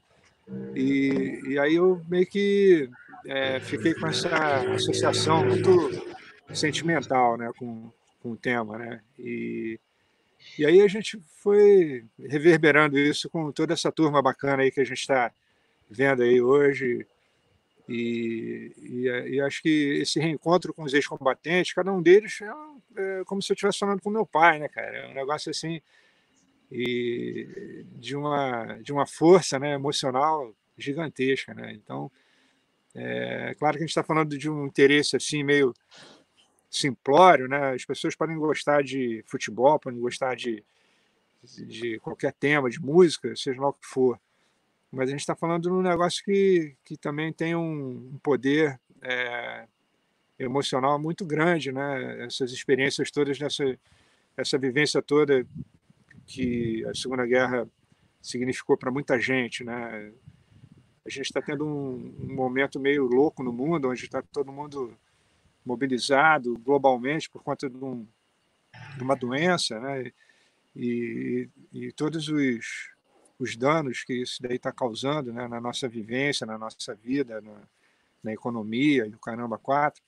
Mas naquela época foi uma guerra, né? E as pessoas se mobilizaram e e houve muito sofrimento também, como está acontecendo agora, né? O Brasil está com quase 70 mil mortes por causa de uma doença, e os paralelos são um pouquinho, né,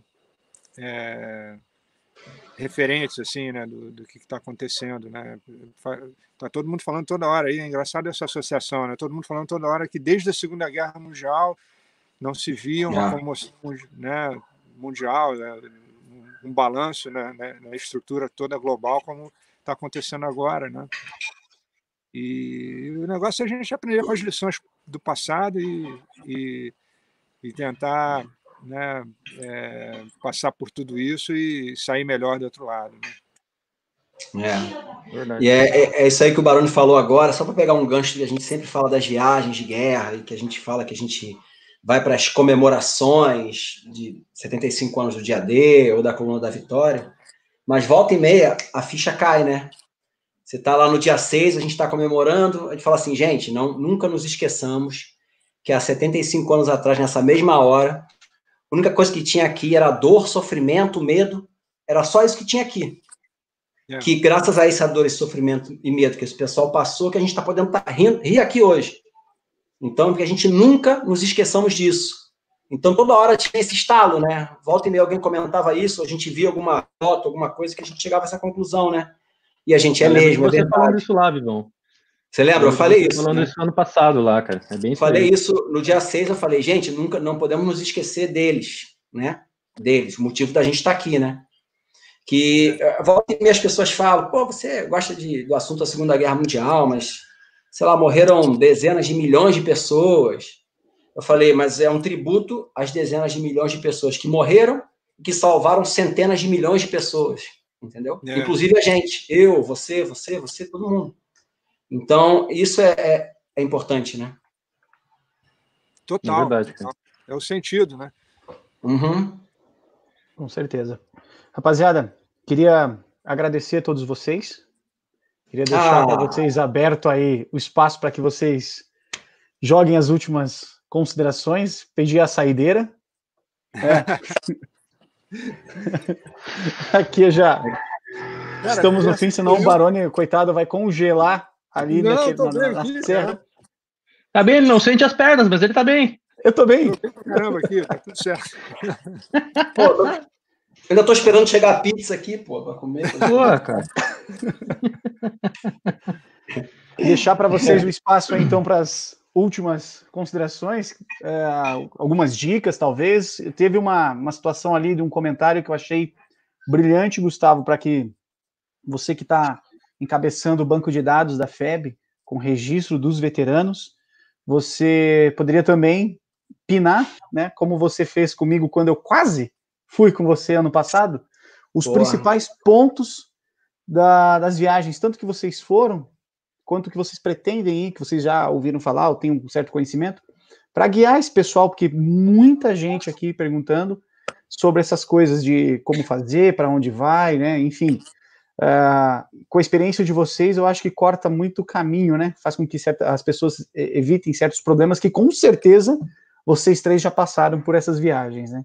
Então fica a dica aí para o Gustavo, para a gente pensar nisso, depois talvez fazer um projetinho, pinar, criar não sei, um PDF ou algo assim, ou algo no próprio site do Almanac, enfim.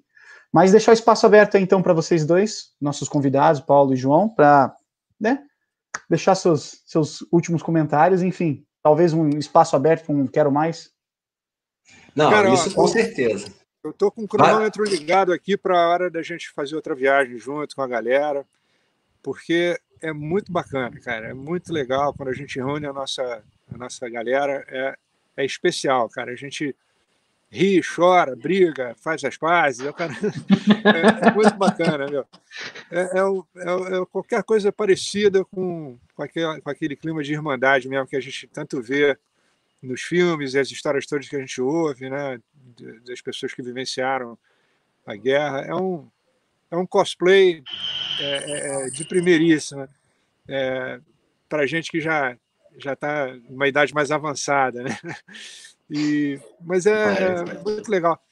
Essa questão toda da viagem, acho que é importantíssimo todo mundo se instruir muito e planejar muito com antecedência as viagens, porque aqui no Brasil a gente não tem esse hábito. de planejar as viagens com anos de antecedência. Então, é bom que todo mundo saiba que se você não se planejar direito, cara, você vai chegar no lugar, não vai ter hotel, não vai ter carro para alugar, não vai ter lugar para comer. Tem que se planejar muito antes de viajar. Ainda mais num roteiro muito específico como esse, onde você precisa realmente saber que porque os hotéis lá fecham na época do ano, cara. Então, você tem que saber se o hotel está aberto, se vai ter vaga, se os americanos já não compraram todos os quartos. Então, você tem que se planejar bem antecipadamente, fazer um verdadeiro plano estratégico militar, né, para você fazer a viagem e não ter nenhuma roubada, né, ou diminuir as chances de qualquer roubada, né. Mas vou te falar, eu acho que viajar com os amigos é o grande barato, cara. É muito, muito legal, é instrutivo, a gente consegue interagir muito mais com as coisas, é fantástico. O nosso histórico recente das viagens, desde do sexto escalão, lá em 2005, 2009, 2015, quando a gente voltou à Itália, a gente está esperando a hora de juntar a turma toda e fazer uma viagem coletiva outra vez, cara. Vai ser incrível. Estou aqui esperando a hora. Exatamente. Primeiro eu queria agradecer pela oportunidade de estar aqui, né? Ao Bruno, ao Gustavo, ao Baroni. Demorou, pô. Esse cara saca muito, ele tem que ser mais explorado. Nada. Vamos fazer. Até o Instagram esse cara vai criar, você vai ver. Outra coisa. Não quero viajar sem o Bruno ir junto. Pô, já falou, tem que ir, o Bruno tem que ir com a gente. Mas é isso aí que o Baroni falou mesmo, entendeu? É sempre uma soma, né? Tá no meio das pessoas que estão na mesma vibe, né? No mesmo ritmo, na mesma pegada, né? Porque também é cansativa dessa, e se programar com antecedência. Porque esses lugares são muito concorridos, né? Não são fáceis de você alugar. Ano passado, a gente foi com um ano de antecedência para a gente conseguir o nosso campingzinho lá na praia de Utah, né? Porque os hotéis... Graças ao Renault também, que foi o irmão mestre nessa... Graças ao Renault. E é só isso, gente. Agradecer pela oportunidade, mandar um abraço para todo mundo em casa que está assistindo. E é isso. Excelente. Obrigado. A audiência hoje. Aproveitar que você falou, Paulo, agradecer todo mundo que esteve com a gente, que passou, que ficou do início ao fim. Cara, nós tivemos muitos comentários, foi a live com a maior quantidade de comentários que nós tivemos. E peço perdão por ter deixado alguma pergunta passar, alguma situação aí que nós não colocamos aqui para os convidados, etc. Mas... Papo de boteco é assim mesmo, né? Exatamente. Vai, volta e aquela coisa prazerosa. De novo, rapazes, muito obrigado. Deixa um recado aí pro pessoal. Não se esqueçam, quinta-feira, às 20 horas, nós vamos estar lançando então o primeiro vídeo da nossa série sobre o Brasil na Segunda Guerra Mundial, uma produção do Almanac, com material exclusivo nosso. Está bem completinho, bem produzido, na medida do possível, do nosso esforço, do nosso trabalho. Fica aí o convite para todo mundo, pessoal geral aí, que pelo jeito viajou com vocês aí, ó.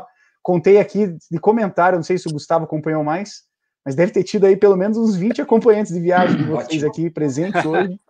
É o sexto escalão de peso aí. Pô. Até o Carlos Magno apareceu, cara. Você falou que o Carlos Magno já ficou ali, cara. Pô, olha só, tá vendo?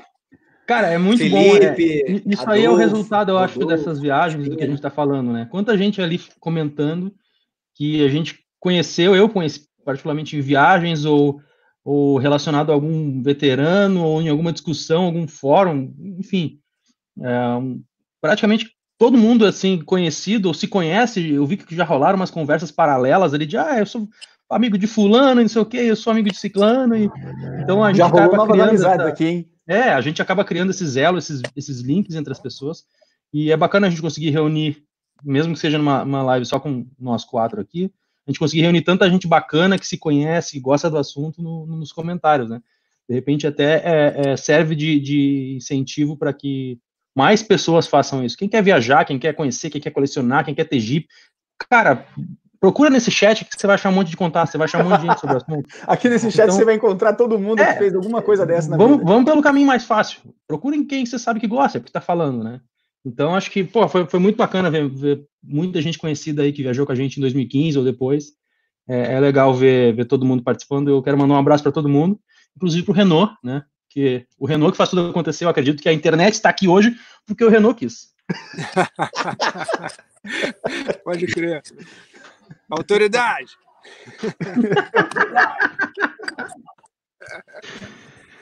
Valeu, meus queridos. Despedido pessoal aí, vamos encerrar.